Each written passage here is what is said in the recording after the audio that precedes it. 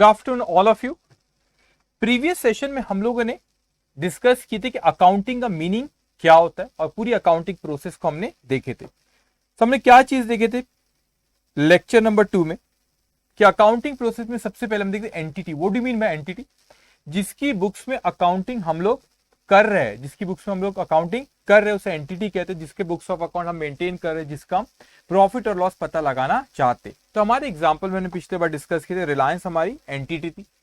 अब ट्रांजैक्शन जो भी मनी में हम मेजर करते हैं बिजनेस डीलिंग को, जिसको measure and express in terms of money, उसको हम ट्रांजैक्शन कहते हैं। मिनिमम उसमें कितनी पार्टीज होती है बच्चों? मिनिमम उसमें 2 पार्टी होती है, गिव एंड टेक होता है। तो वह गिव एंड टेक हो सकता है कि जैसे यहाँ पे रॉ मटेरियल रिलायंस ने परचेज किया और उसके बदले में कैश हो सकता है इमीडिएटली पे करा, या हो सकता है लायबल टू पे, बाद में वो पे करेगा।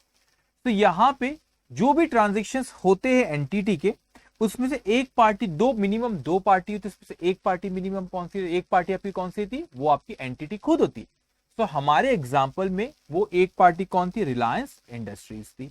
तो उसके ट्रांजेक्शन सप्लायर से हो रहे, कस्टमर से हो रहे, एम्प्लॉय से हो रहे, लैंडलॉर्ड से हो रहे, ऐसे कई ट्रांजेक्शन हो सकते हैं। ठीक है, ऐसे कई ट्रांजेक्शन होते। For example electricity bill business का, टेलीफोन बिल बिजनेस का, ऐसे कई ट्रांजेक्शन होते।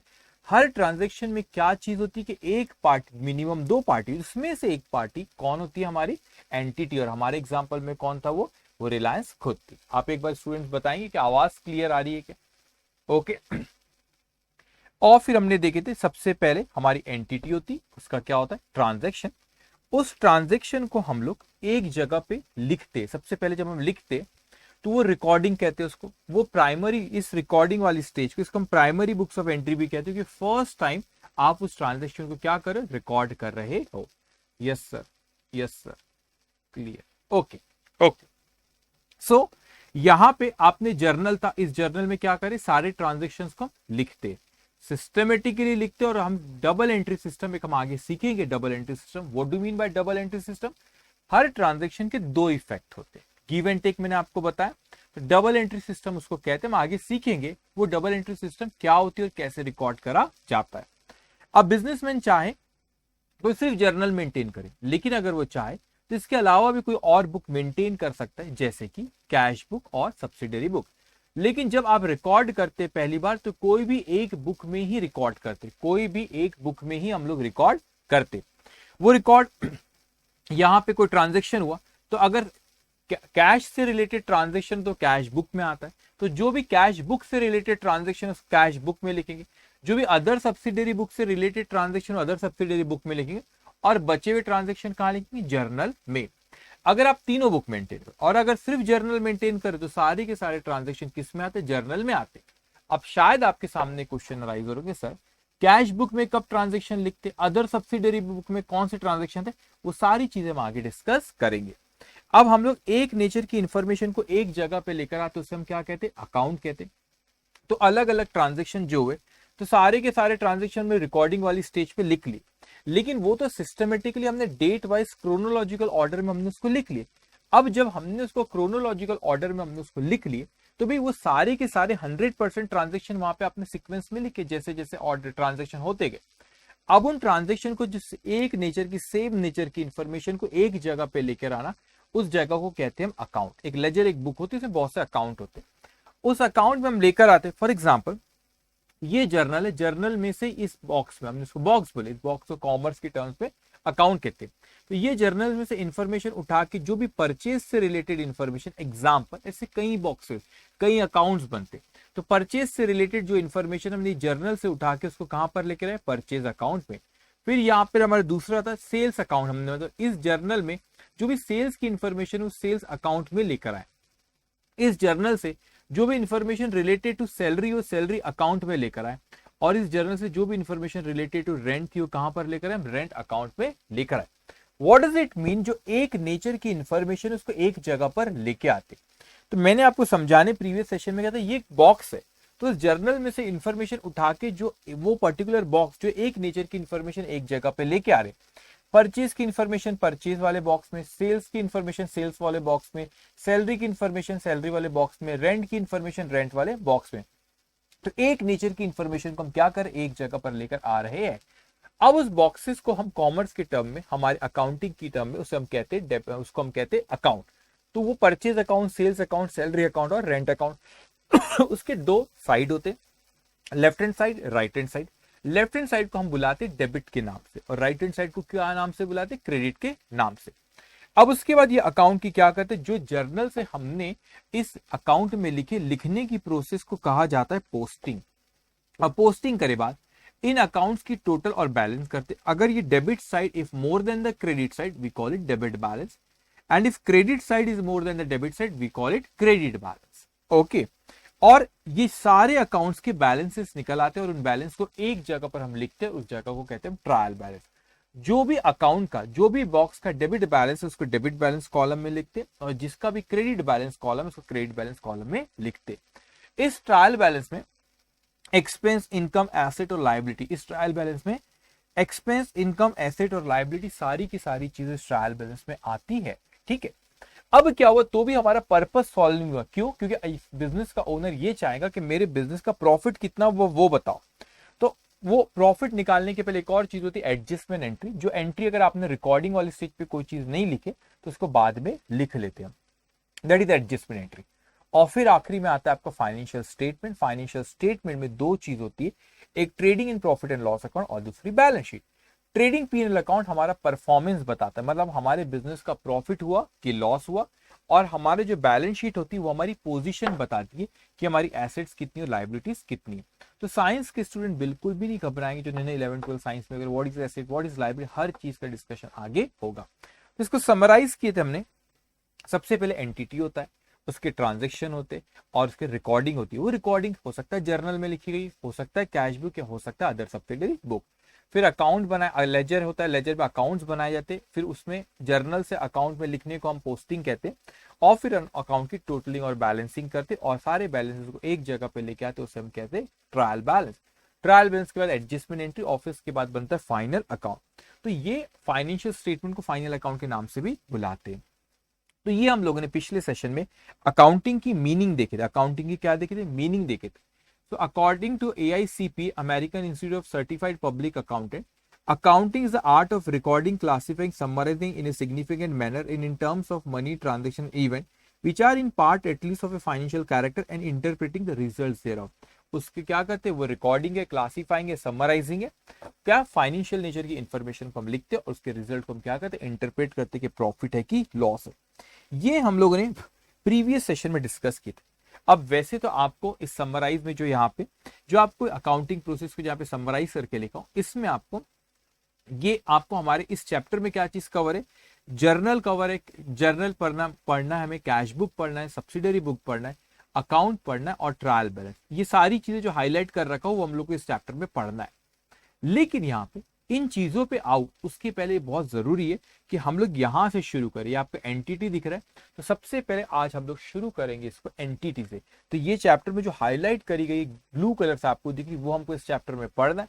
लेकिन सबसे पहले हम लोग कहां से शुरू करेंगे, जर्नल में आने से पहले हमको ये देखना है कि what do mean by entity. Entity business entity concept है। Entity, you know the meaning of entity, जिसके बुक्स में अकाउंटिंग कर रहे हैं हम लोग, लेकिन एक कंसेप्ट है बिजनेस एंटिटी कंसेप्ट। यहां से शुरू करेंगे हम, एकदम स्क्रैच से, बेसिक से हम लोग यहां से शुरू करें और बहुत एडवांस लेवल पे जाएंगे।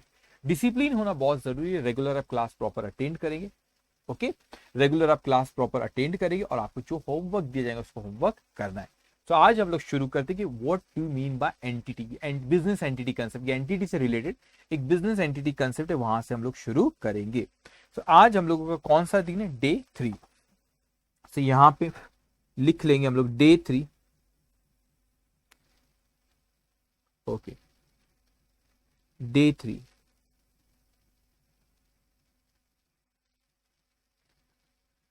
ओके, सो डे 3, ओके।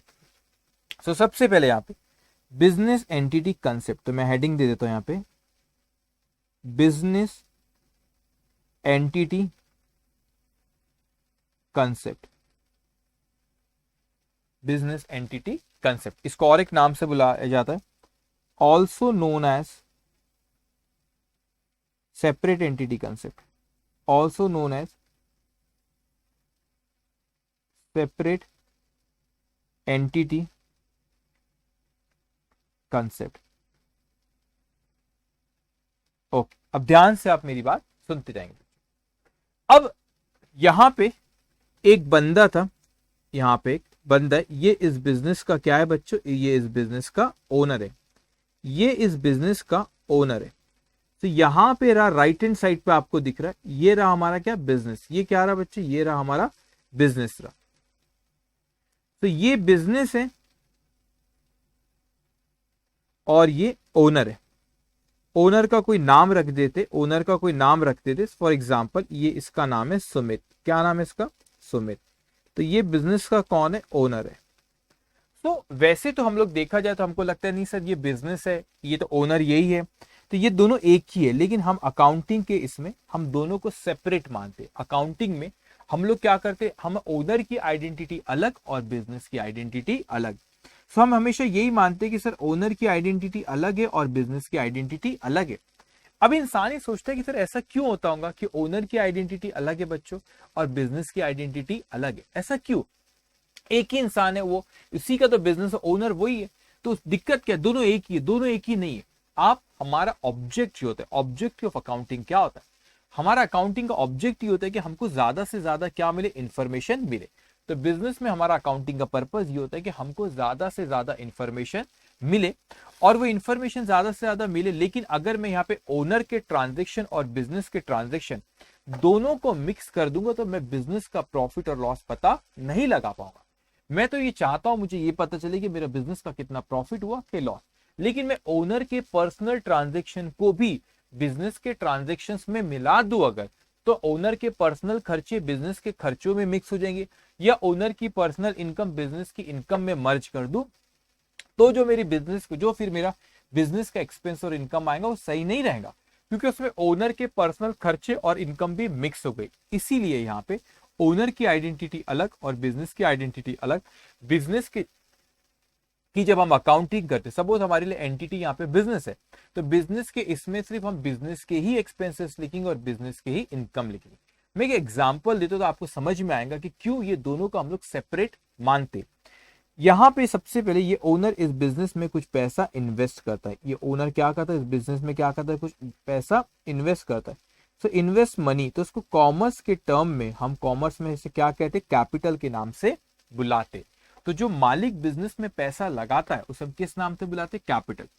अब ये बिजनेस है, इस बिजनेस में कुछ सेल्स हुआ, ठीक है, इस बिजनेस में कुछ सेल्स हुआ, कोई यहां पे फिगर लेते, सपोज वो सेल्स हुआ 50 लाख रुपीस का सेल्स हुआ।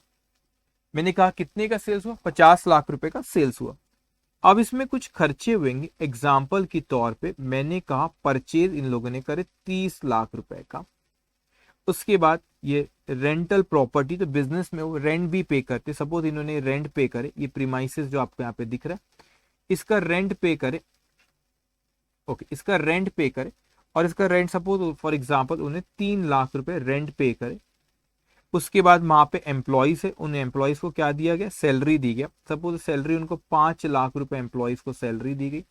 उसके बाद कोई और एक्सपेंसेस हम लोग ले लेते, कोई भी आप ले लो, परचेज सैलरी रेंट हो गया। उसके बाद आप यहाँ पे इलेक्ट्रिसिटी बिल, बिजनेस का इलेक्ट्रिसिटी बिल आया, ये बिजनेस के ये सारे खर्चे जो रेंटल जो बिजनेस प्रीमाइसेस का, ये जो इलेक्ट्रिसिटी बिल किसका है, बिजनेस का। तो मैंने यहाँ पे कहा इसमें सपोज ये आया 4 लाख रुपए आपका इलेक्ट्रिसिटी बिल आया। अब मैंने ऊपर में इनकम लिखा था, वो इनकम में से सारे एक्सपेंस माइनस करता हूं, तो 50 लाख माइनस 30 लाख, फिर minus 3 lakh, minus 5 lakh, minus 4 lakh. तो ये कितना आ रहा है, ये आ रहा है आप लोगों का प्रॉफिट यहाँ पे आ रहा है 8 लाख रुपए। कितने का प्रॉफिट आ रहा है, 8 लाख रुपीस का। सही है, 30 और 5 8 और 4 12, यस 8 लाख रुपए का प्रॉफिट आया। अब ये प्रॉफिट किसको बिलोंग करता है, सर ये प्रॉफिट जो है ओनर को बिलोंग करता है। तो हमने कहा सर ओनर को प्रॉफिट दे दिया जाएगा, ठीक है, लेकिन यहां मैं से कहता हूं कि बिजनेस का सेल्स था, बिजनेस के एक्सपेंसेस थे। इसी तरह यहाँ पे कोई पर्सनल एक्सपेंसेस, ये जो ओनर है मिस्टर सौरभ, ये मिस्टर सौरभ के कोई पर्सनल एक्सपेंसेस है, ये पर्सनल एक्सपेंसेस इसने कुछ करा। पर्सनल एक्सपेंसेस कौन से किए इसने, पर्सनल एक्सपेंसेस जैसे कि पर्सनल एक्सपेंसेस जैसे कि यहाँ पे मैं कुछ एग्जांपल्स लिखता हूं यहाँ पे कि फॉर एग्जांपल उन्होंने घर के सपोज एजुकेशन, या मैं कह सकता हूँ फीस पे करे, यहाँ पे आप कह सकते हैं उनके अपने बेटे की फीस पे करे, स्कूल की फीस पे करे, सपोज 50,000 रुपीज, ठीक है, 50,000 रुपीज पे करे, है ना। वो यहाँ पे ट्रिप पे गए, वेकेशन ट्रिप पे गए, कोई वेकेशन पे गए, और वेकेशन पे उन्हें 1,50,000 रुपए यहाँ पे खर्च कर दिए। तो ये उनको क्या पर्सनल एक्सपेंसेस है भाई, वो अपने अपने बेटे की स्कूल की फीस पे करे। अब उन्होंने कोई पिकनिक पे गए, कोई ट्रिप पे गए, उन्होंने वहां पे 1,50,000 रुपए क्या करे, खर्च कर दी। तो ये टोटल उन लोगों ने, उन्होंने 2 लाख रुपए पर्सनल एक्सपेंस है। अगर आप कहते कि नहीं सर ये तो ओनर एक ही और बिजनेस एक ही है, और आप ये 2 लाख रुपए भी बिजनेस का ही खर्चा मानो, वैसे नहीं मानना चाहिए क्योंकि बिजनेस का खर्चा नहीं। अगर इस खर्चे को भी बिजनेस का खर्चा मान लिया जाए तो बिजनेस में जो प्रॉफिट आएगा वो बिजनेस का प्रॉफिट नहीं रह जाएगा, वो गलत प्रॉफिट रहेगा। क्यों? क्योंकि उसमें बिजनेस के खर्चे में ओनर के पर्सनल खर्चे भी मिक्स हो गए, तो बिजनेस का प्रॉफिट जो हम अकाउंटिंग से पता लगाना चाहते हो पता नहीं लगा पा रहे। तो इसका मतलब यहां पे मैं सिचुएशन को चेंज करता हूं और मैं आपको बताता हूं क्या फर्क आएगा। अगर मैं कहता हूं वही फिगर मैं लेता हूं, सेल्स मैंने कहा 50 लाख रुपए का सेल्स हुआ, उसमें हमने बिजनेस में एक्सपेंसेस किए परचेजेस, ठीक है, परचेज हुए, और वो परचेज हुए 30 लाख रुपए के, ओके। रेंटल का खर्चा है 3 लाख रुपए रेंटल, वही हमने लिखी कि सैलरी का खर्चा 5 लाख रुपए, उसके बाद इलेक्ट्रिसिटी बिल का खर्चा आया 4 लाख रुपए। तो टोटल यहां पर ये खर्चे तो वैसे भी लिखे था, लेकिन अगर आप कहते हो कि नहीं नहीं सर वो पर्सनल एक्सपेंसेस भी इसमें क्या कर दो, मिक्स कर दो, तो मैंने कहा ठीक है, इसने जो अपने बेटे की फीस पे करा 50,000 रुपए, उसको भी इसमें ले लिया, और ये वेकेशन पे गया ट्रिप, उस ट्रिप में 1,50,000 रुपए खर्च किए। अब मैं ये इनकम में से ये एक्सपेंसेस सारे के सारे माइनस करता हूं, तो यहां पर 8 लाख रुपए का प्रॉफिट आया था, और यहां पे जो आपका प्रॉफिट आएगा वो आपका 6 लाख रुपए का आएगा। आप कैलकुलेट करेंगे यहाँ पे 50 माइनस 30 कितना हुआ, 20 लाख, 20 लाख माइनस 3, एक minute, minus 3 lakh, minus 5 lakh, minus 4 lakh, minus 50,000, minus 1,50,000, तो आप देंगे 6 लाख प्रॉफिट है। अब फर्क है, इस प्रॉफिट में आपने क्या करे, इस प्रॉफिट में आपने पर्सनल एक्सपेंसेस जो ओनर के थे वो पर्सनल एक्सपेंसेस भी यहां पर आपने लिख दिए। तो ये पर्सनल एक्सपेंसेस आपने यहां पे लिख दिए ओनर के, तो पर्सनल एक्सपेंसेस लिखने की वजह से ये जो प्रॉफिट आया आपका नीचे, ये सही प्रॉफिट नहीं है, ये जो है आपका इनकरेक्ट प्रॉफिट है। ये कौन सा प्रॉफिट है, इनकरेक्ट प्रॉफिट। अभी आपको कुछ भी लिखना नहीं, मैं जो कह रहा हूं मेरी बातों को बहुत ध्यान से आप लोगों को सुनना है, ठीक है। और उसका जो भी डाउट आता है आप वो लाइव वहां पे चैट बॉक्स में लिख सकते। तो ये इनकरेक्ट प्रॉफिट है। क्यों इनकरेक्ट प्रॉफिट है? क्योंकि इस प्रॉफिट जब आपने कैलकुलेट करे, कुछ ऐसे एक्सपेंस आपने बिजनेस में लिख दी जो कि पर्सनल एक्सपेंसेस है। तो ये जो प्रॉफिट है आपका 8 लाख रुपीज, ये आपका करेक्ट प्रॉफिट है, ये आपका करेक्ट प्रॉफिट है, ये आपका करेक्ट प्रॉफिट है। क्यों? क्योंकि इसमें बिजनेस के एक्सपेंसेस ही है, आपने पर्सनल एक्सपेंसेस उसमें लिखे नहीं। तो ये जो भी प्रॉफिट, इसीलिए आप इसको मिक्स नहीं करते, क्योंकि हमारा अकाउंटिंग का पर्पज ही खत्म हो जाएगा वहां पे। मैं तो ये जानना चाहता हूं ना कि बिजनेस का कितना प्रॉफिट हुआ, तो आप बिजनेस में पर्सनल एक्सपेंस मिला दोगे तो फिर बिजनेस का सही प्रॉफिट नहीं आएगा। आप जैसे ऑब्जर्व कर सकते हो, यहाँ पे 8 लाख रुपए प्रॉफिट आया, यहाँ पे 6 लाख आया, तो जो 8 लाख रुपए प्रॉफिट आया वो करेक्ट प्रॉफिट है, जो 6 लाख रुपए वो सही प्रॉफिट नहीं है, क्योंकि इसने आपने बिजनेस की एक्सपेंसेस में आपने पर्सनल एक्सपेंसेस भी ऐड कर दिए थे। और ये जो प्रॉफिट आपका होता है, इस प्रॉफिट को हम लोग किसको देते, इस प्रॉफिट को फिर हम लोग किसे दे देते, इस प्रॉफिट को हम लोग दे देते ओनर को, और ओनर को हम दे देते। इसका मतलब बिजनेस एक अलग चीज है और ओनर एक अलग चीज है। तो आप हमेशा एक चीज ख्याल रखना कि बिजनेस के पॉइंट ऑफ व्यू से, बिजनेस के नजरिए से हम लोग अगर देखें, तो ये जो आपका ये बिजनेस के पॉइंट ऑफ व्यू से मैं बात करूं, बिजनेस के पॉइंट ऑफ व्यू से, बिजनेस के लिए मैं लिख देता हूं यहां पे, बिजनेस के लिए कैपिटल भी और प्रॉफिट भी लाइबिलिटी होता है। क्यों इसे लाइबिलिटी होता है, मैं ऐसे कह रहा हूं कि बिजनेस के लिए कैपिटल भी लाइबिलिटी होता है और प्रॉफिट भी लाइबिलिटी होता है। क्यों? अब इस चीज को समझना। मैं आपसे कहता हूं बच्चों कि मैं बिजनेस हूं, मैं कौन हूं, बिजनेस हूं, और आप कौन हो, ओनर हो। तो मैंने आपसे कहा कि मैं बिजनेस हूं और आप ओनर हो। बिजनेस में आपने पैसा लगाया, आप ओनर हो, मैं बिजनेस कर रहा हूं, भाई आपने बिजनेस लगाया, जब भी मैं बिजनेस रन हो रहा, बिजनेस में प्रॉफिट हुआ। लेकिन जो आपने बिजनेस में पैसा लगाया, जैसे कि ये आपका बिजनेस एंटिटी कंसेप्ट आपसे कह रहा है कि ओनर की आइडेंटिटी अलग और बिजनेस की आइडेंटिटी अलग। तो यहाँ पे ओनर की आइडेंटिटी एक अलग है और बिजनेस की आइडेंटिटी क्या है आप लोगों की अलग है। तो आपने जो बिजनेस में पैसा लगाए, मैं एक अलग हूं, मैं एक बिजनेस हूं और आप एक ओनर हो। तो आपने जो बिजनेस में पैसा लगाया, ये जो कैपिटल बिजनेस में आपने लगाए, ये कैपिटल, मैं बिजनेस हूं, ये मेरा नहीं है ना, आपने बिजनेस में लगाया, तो ये पैसा मुझे आपको वापस करना है। तो मुझे आपको वापस करना है, तो ये कैपिटल भी बिजनेस के लिए लायबिलिटी होती है। जो मैंने यहाँ पे प्रॉफिट कमाया, ये जो प्रॉफिट कमाया, ये प्रॉफिट भी मैं किसे दूंगा, ये प्रॉफिट भी मैं ओनर को ही दूंगा। ये प्रॉफिट भी मैं किसे दूंगा, ये प्रॉफिट भी मैं किसको दूंगा, ओनर को ही दूंगा। तो जब ये मैंने यहाँ पे बिजनेस में जो आपने पैसा लगाया, वो भी मुझे ओनर को वापस करना है, जो प्रॉफिट बिजनेस में है वो भी मुझे ओनर को ही देना है। तो बिजनेस के नजरिए से सोचो, मैं बिजनेस, आप ओनर। बिजनेस के नजरिए से अगर सोचेंगे तो ये कैपिटल और ये प्रॉफिट दोनों की दोनों मेरे लिए लायबिलिटी। इसीलिए जो कॉमर्स स्टूडेंट है, साइंस वाले घबराना नहीं, लेकिन कॉमर्स स्टूडेंट आपने 11-12 में जब भी बैलेंस शीट बनाएंगे, आपने ऑब्जर्व करेंगे कैपिटल को आप लायबिलिटी साइड में लिखते थे। कैपिटल को कहां पे लिखते थे? कैपिटल को आप लायबिलिटी साइड में लिखते थे। क्यों? क्योंकि बिजनेस के लिए वो लायबिलिटी, वो बात अलग है, उसको इंटरनल लायबिलिटी कहते हैं, बाहर वालों को नहीं देना, ओनर को, बिजनेस को ओनर को देना। तो इसीलिए वो बिजनेस के इंटरनल लायबिलिटी है, तो ओनर को ही हमको देना है। तो इसीलिए हम उसको लायबिलिटी, वो जो लायबिलिटी होती है, वो कैपिटल भी लायबिलिटी तो बिजनेस के लिए, इसीलिए हम उसको लायबिलिटी साइड में बैलेंस शीट के लिखते। साइंस वाले घबराएंगे नहीं बिल्कुल, तो वो बैलेंस शीट सब उनको पता है, इसलिए मैं लिंक करो। अब आप ये सारी चीजें आगे पढ़ेंगे। तो क्या होता है हमारा बिजनेस एंटिटी कंसेप्ट में, ओनर की आइडेंटिटी अलग और बिजनेस की आइडेंटिटी अलग।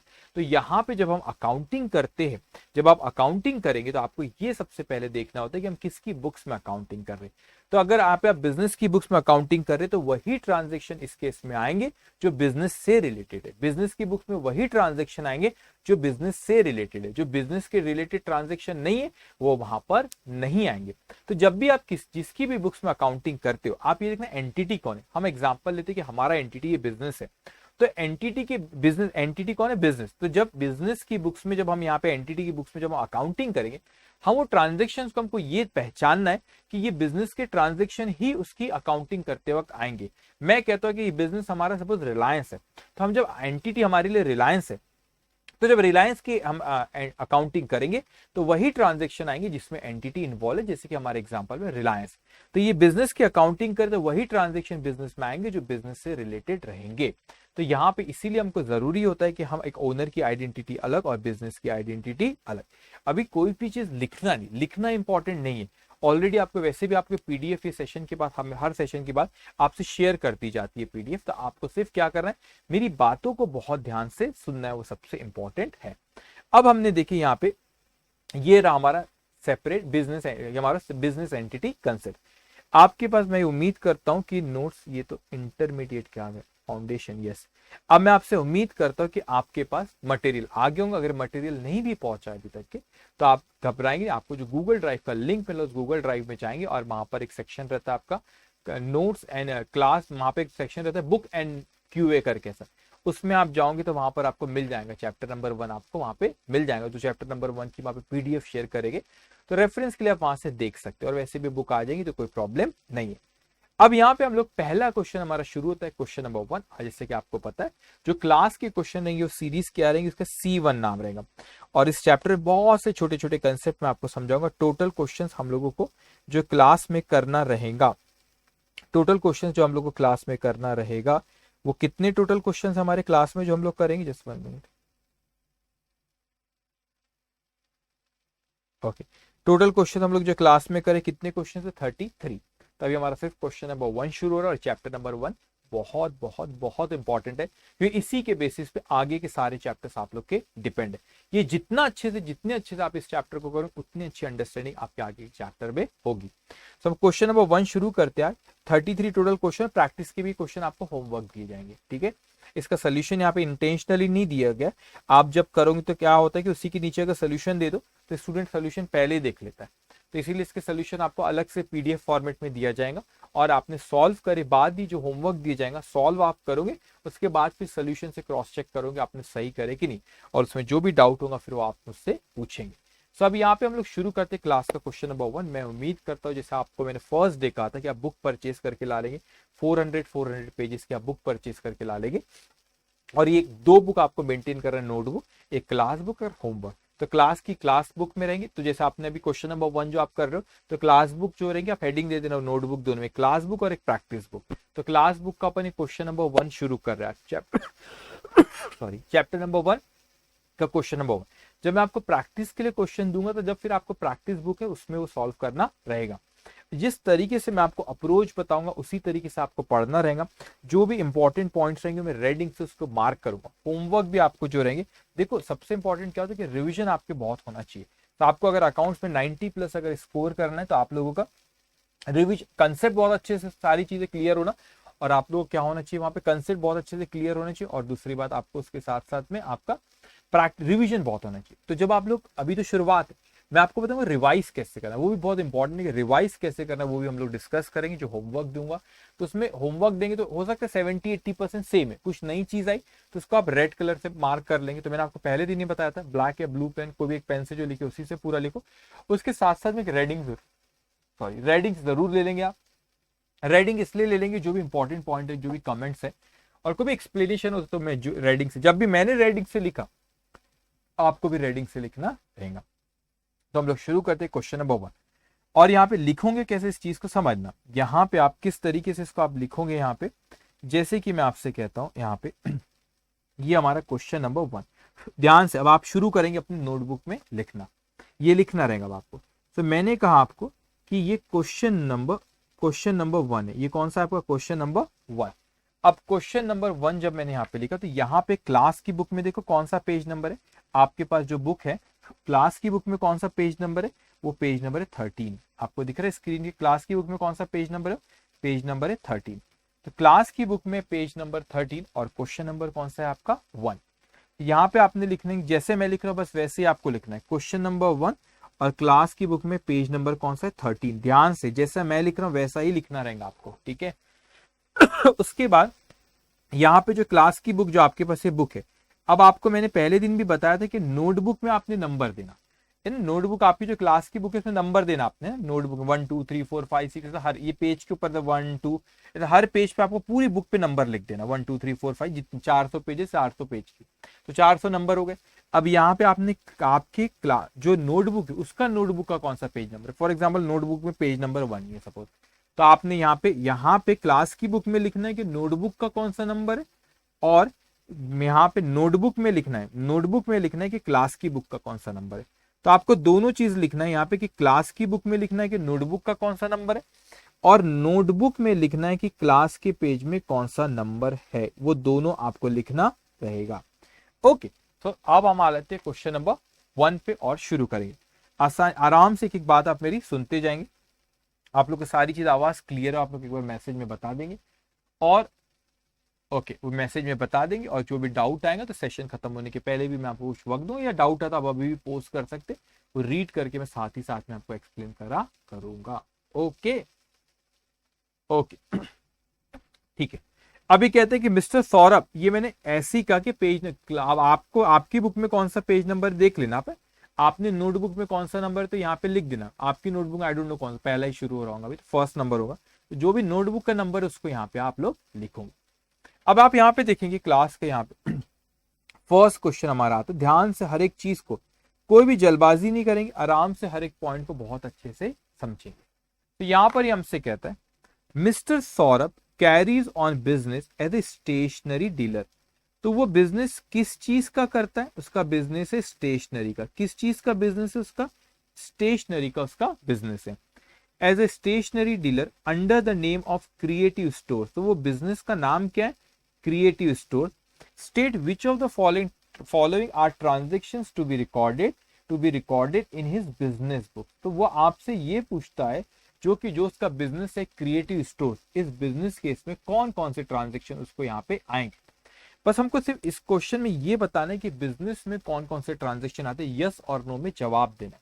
सिर्फ बिजनेस की बुक्स में उसने पूछा, लेकिन तो भी उसने पूछा सिर्फ किसकी बुक्स में, बिजनेस की बुक्स में पूछा, लेकिन तो भी हम लोग जब अभी ये क्वेश्चन अभी सॉल्व करें तो उसमें दोनों देखेंगे कि ओनर की बुक में, यहाँ पे ओनर कौन है, मिस्टर सौरभ, तो सौरभ की बुक में और बिजनेस की बुक में हम दो, इवन दो पूछा क्या उसने बिजनेस की बुक में, देखो हम लोग मैं आपको पहले ही कह रहा हूँ अकाउंटिंग जो ये सब्जेक्ट है हमारा पर्पस ये नहीं कि सिर्फ number of question he solve करें, क्वेश्चन हम बहुत करेंगे, लेकिन ये भी इंपॉर्टेंट है कि हम कंसेप्ट को समझे। तो हमारा क्वेश्चन सॉल्व करना सिर्फ पर्पस नहीं है, उस क्वेश्चन से चीजों को सीखना हमारा पर्पस है, सीखना पर्पस है हमारा। क्वेश्चन खुद ब खुद सॉल्व होते चले जाएंगे। ये चैप्टर नंबर 1 बहुत इंपॉर्टेंट, इनफैक्ट जो आपके टोटल 15 चैप्टर्स है ये सबसे इंपॉर्टेंट चैप्टर आपका चैप्टर नंबर 1 ही होता है, क्योंकि आपने चैप्टर नंबर 1 अगर आपका स्ट्रॉन्ग है तो आगे की चैप्टर्स भी आपके क्या होंगे, स्ट्रॉन्ग होते जाएंगे। अब फर्स्ट बेस है आपका, ये फाउंडेशन है। चैप्टर नंबर 1 अगर स्ट्रॉन्ग है तो आगे के चैप्टर जो हम करेंगे वो भी आसानी से आप कर लोगे, लेकिन इसमें अगर गड़बड़ हुई तो आगे के चैप्टर मुश्किल जाएंगे। इसीलिए आप हर बात को आप मेरी बहुत ध्यान से सुनते जाएंगे। ओके, कुछ न्यू स्टूडेंट ऐड हुए यहाँ पे कमेंट कर रहे, ओके ठीक है, अब ध्यान से अब आप मेरी बात सुनेंगे।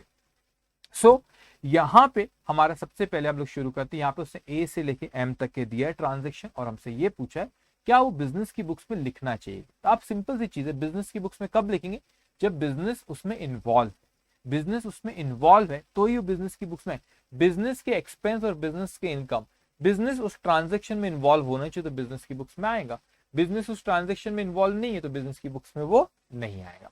पूछा सिर्फ बिजनेस का, लेकिन तो भी मैं जानबूझ के जो ओनर है उसका भी लिखता हूं कि ओनर अपनी अकाउंटिंग करे।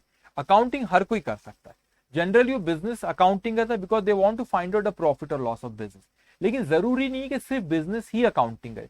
अकाउंटिंग कोई भी अपनी करवा सकते हैं, मैं भी करा सकता हूँ, आप भी करा सकते हो। जैसे बिजनेस का ओनर हमारे क्वेश्चन नंबर 1 में सौरभ है, तो सौरभ भी अपनी अकाउंटिंग करता है। वो अकाउंटिंग कैसे कर रहे हैं वो हम आगे डिस्कस करेंगे, लेकिन आज हमको सिर्फ क्या पता लगाना है कि क्या ये बिजनेस की बुक्स में, मगर मैं जानबूझ के सौरभ की बुक जो ओनर है इस बिजनेस का उसके बुक्स में डिस्कस करेंगे वो ट्रांजेक्शन जो आपको दिए वो किसकी बुक्स में आएंगे, बिजनेस की बुक्स में आएंगे कि ओनर की बुक्स में आएंगे कि दोनों की बुक्स में आएंगे। वो हम हर ट्रांजेक्शन को पढ़ेंगे, एनालाइज करेंगे और उसके बाद हम यस और नो में जवाब देते जाएंगे। Okay, Garvit Arora, good evening sir, good evening बेटा, good evening, good evening everyone. Okay, good evening everyone. Okay ठीक है, ध्यान से अब आप सुनेंगे। अब यहां पे आपने इस तरीके से लेके आज आप क्वेश्चन नंबर 1 पेज नंबर 13, तो मैंने आपको तरीका बताया किस तरीके से आपको लिखना रहेगा, ठीक है। सो यहाँ पे आप जैसे मैं लिख रहा हूं वैसा ही आप लोग को लिखना रहेगा। पहले आप इसको ड्रॉ करेंगे, अभी आप सारे ट्रांजेक्शन रीड करेंगे, फिर इस तरीके से आप इसको ड्रॉ, जैसे मैं लिख रहा हूं बस वैसा ही आपको लिखना रहेगा, ठीक है। तो यहाँ पे सीरियल नंबर, यहाँ पे सेकेंड पार्ट जो आप करेंगे एक्सप्लेनेशन बोलो, ये डिस्कशन बोलो, उसको थोड़ा सा ब्रॉड रखना क्योंकि बाकी जो दो है यहाँ पे वो आपको यस और नो लिखना है यहाँ पे। तो पहला आपका कॉलम है सीरियल नंबर, सीरियल नंबर यहाँ पे, फिर उसके बाद एक्सप्लेनेशन या आप कह सकते हैं डिस्कशन, और यहाँ पे आपको लिखना रहेगा to be recorded, to be recorded in the books of. ये आपको लिखना है बच्चों, मेरे साथ साथ लिखोगे। जब मैं आपको बोलता हूं जो लिखना है उसको आपको लिखना रहेगा, और जो चीज आपको बोला नहीं लिखना वो आपको लिखने की जरूरत नहीं, क्योंकि आपको पीडीएफ रोज शेयर कर दी जाएगी। आज जो पीडीएफ है जैसे डे 1 डे 2 की आपको पीडीएफ शेयर करी गई ये पीडीएफ आपको शेयर कर दी जाएंगी, डेली करा जाएंगे। जितने भी 100 हो, 120 हो, 125 जितने भी लेक्चर है ये आपको सारे के सारे की पीडीएफ इसमें मिल जाएंगे। अब आप में लिखेंगे to be recorded in the books of, एक आपकी पार्टी का नाम यहाँ पे दिया सौरभ। ये सौरभ कौन है, उस बिजनेस का ओनर। अभी अभी मैंने आपको समझाया कि ओनर की आइडेंटिटी अलग और बिजनेस की आइडेंटिटी अलग। यहां पे मैं लिखता हूं सौरभ, ये कौन है, ओनर। और दूसरा जो आपको वहां पे नाम दिया है, क्या नाम दिया, बिजनेस का नाम है आपका क्रिएटिव स्टोर। तो यहां पे मैं लिखता हूं creative store. Okay, creative store. हर एक चीज को आप बहुत अच्छे समझेंगे। ये चैप्टर जब खत्म होगा आपसे टेस्ट पेपर शेयर करा जाए, ठीक है। तो क्रिएटिव स्टोर, ये कौन है, क्रिएटिव स्टोर ये बिजनेस है। तो वैसे तो इस पे नोट लिखा दूंगा, वैसे तो उसने बोला कि बस आप ये बताओ कि बिजनेस की बुक्स में आएगा कि नहीं आएगा, लेकिन अब देखते क्या बिजनेस की बुक्स में आएगा कि ओनर की बुक्स में आएगा कि दोनों की बुक्स में आएगा। एक एक पॉइंट को अपन यहाँ पे एक्सप्लेनेशन उसका यहाँ पे डिस्कशन करेंगे और उसको अपने को लिखना रहेगा। ओके, यहाँ पे सबसे पहले उसने ए पॉइंट में आपसे क्या कहा, ए पॉइंट वो आपसे कहते हैं कैश सेल। अच्छे से समझना, कैश सेल वो आपसे कहते हैं सबसे पहली चीज मैं आपको कह दूं यहाँ पे कि कैश सेल का ये मतलब नहीं होता कि कैश बेचे। मैंने आपसे क्या कहा, कैश सेल्स का ये मतलब नहीं होता कि कैश बेचे। कैश सेल का मतलब होता है कि हमने सेल करे, और किसमें सेल करे, कैश में करे। सेल करे और किसमें सेल करे, कैश में सेल करे। तो दो पार्टी यहाँ पे, एक है आपके सी क्रिएटिव स्टोर। तो जब भी मैंने CS लिखा तो आप समझ जाना क्रिएटिव स्टोर है। पहले मैं यहाँ पे इस तरह लिख देता हूँ, पहला पॉइंट है तो मैं लिख देता हूँ यहाँ पे क्रिएटिव स्टोर्स, ब्रैकेट में CS लिख देता हूँ, ठीक है। क्रिएटिव स्टोर्स ये बिजनेस है आपका, क्रिएटिव स्टोर्स कौन है, बिजनेस, CS शॉर्टकट लिख दिया मैंने। अब क्या किया, इसने कैश सेल किया। अब याद रखना हमेशा, जब भी बहुत आराम से एक एक बारीकी एक एक पॉइंट को आप बहुत अच्छे समझेंगे। तो पहले आपसे मैंने कहा कि कैश सेल का ये मतलब नहीं होता कैश बेचे। कैश सेल का मतलब कैश में बेचे, मतलब हमने कोई चीज दी उसके बदले में पैसा आया। अब इस चीज को समझना पड़ेगा। अब दो चीज होती है बिजनेस में, जब आप कोई चीज बेच रहे हो तो नॉर्मली वो चीज जो नॉर्मली हम गुड्स बेचते, तो कॉमर्स साइंस वाले स्टूडेंट हर टर्म को मेरे बहुत ध्यान सुना, और कॉमर्स वाले ओवर कॉन्फिडेंस में नहीं जाएंगे। अब देखो यहाँ पे मैंने कहा कैश सेल, तो कैश सेल का मतलब ये नहीं कि हमने कैश बेचे, कैश सेल का मतलब था कैश में बेचे, कैश में बेचे। अब सेल्स क्या हुआ सर, सेल्स तो कोई भी चीज कर सकते। फॉर एग्जांपल मैं बिजनेस हूं, मैंने कोई चीज बेचा, तो मैं नॉर्मली यहाँ पे सोचू, नॉर्मली अगर मैं देखूं, मैं ऐसे कहता हूं कि मैं बेचने के लिए कोई ऐसी चीज बेचूंगा जो जिसमें मैं डील करता हूं। तो जो भी चीज में आप डील करते, सपोज जैसे कि इस बिजनेस में क्रिएटिव स्टोर इस बिजनेस का नाम है, और ये स्टेशनरी, यहाँ पे क्वेश्चन में आपको कहा इस ये किस चीज में डील कर रहा है आपको बच्चों, ये स्टेशनरी के आइटम में डील कर रहा है। तो ये क्रिएटिव स्टोर जो स्टेशनरी के आइटम में डील करता है, तो कैश सेल मतलब इसने स्टेशनरी के आइटम बेचा। अब आप कह सकते हो कि नहीं सर इसने स्टेशनरी के आइटम नहीं, कोई और चीज बेचा। इसने सपोज अपनी दुकान का कोई गुड एसेट रखी हुई, फिक्स एसेट था, कोई फर्नीचर दुकान में रखा था, पुराना हो गया तो उसको बेच दिया। अब क्वेश्चन में स्पेसिफाई नहीं करा कि सेल्स क्या, क्वेश्चन में क्या स्पेसिफाई करा कि सेल्स क्या। तो सेल्स हो सकता है जो चीज में डील करता है वो सेल किया। एग्जांपल उसको यहाँ पे, जैसे एग्जांपल यहाँ पे दिया हुआ है, यहाँ पे स्टेशनरी, वो स्टेशनरी के आइटम में डील करता है। इसका मतलब एक चीज हो सकता है कि उसने स्टेशनरी के आइटम बेचा, और एक चीज हो सकता है कि उसने कोई फिक्स एसेट बेचा। या मैं आपसे कहता हूँ कि दुकान में कोई फर्नीचर रखा हुआ है, कोई मशीनरी रखी हुई है ना, कोई AC लगा हुआ है दुकान में, उसको उठा के बेच दिया। तो कौन सी चीज बेचा, तो वो आपको क्वेश्चन में स्पेसिफाई करा करेगा कि गुड्स बेचा कि कोई और चीज बेचा।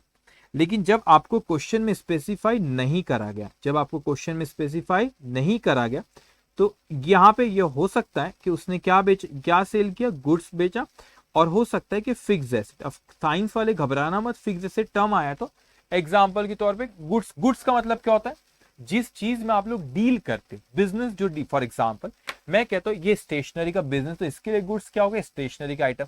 कोई रेडीमेड गारमेंट्स वाली दुकान है तो उसके लिए गुड्स क्या हो गया, वो गारमेंट उसके लिए गुड्स हो गया। इसका मतलब यहाँ पर होता है कि जिस चीज में आप डील करते उसको गुड्स कहते हैं, उसे क्या कहते हैं, कॉमर्स की दुनिया में गुड्स कहते हैं, ठीक है। अब मैंने आपसे कहा उसे गुड्स कहते हैं यहाँ पे, तो सेल बताया नहीं किस चीज का सेल हो, तो हमेशा ख्याल रखना वो स्पेसिफाई नहीं किया।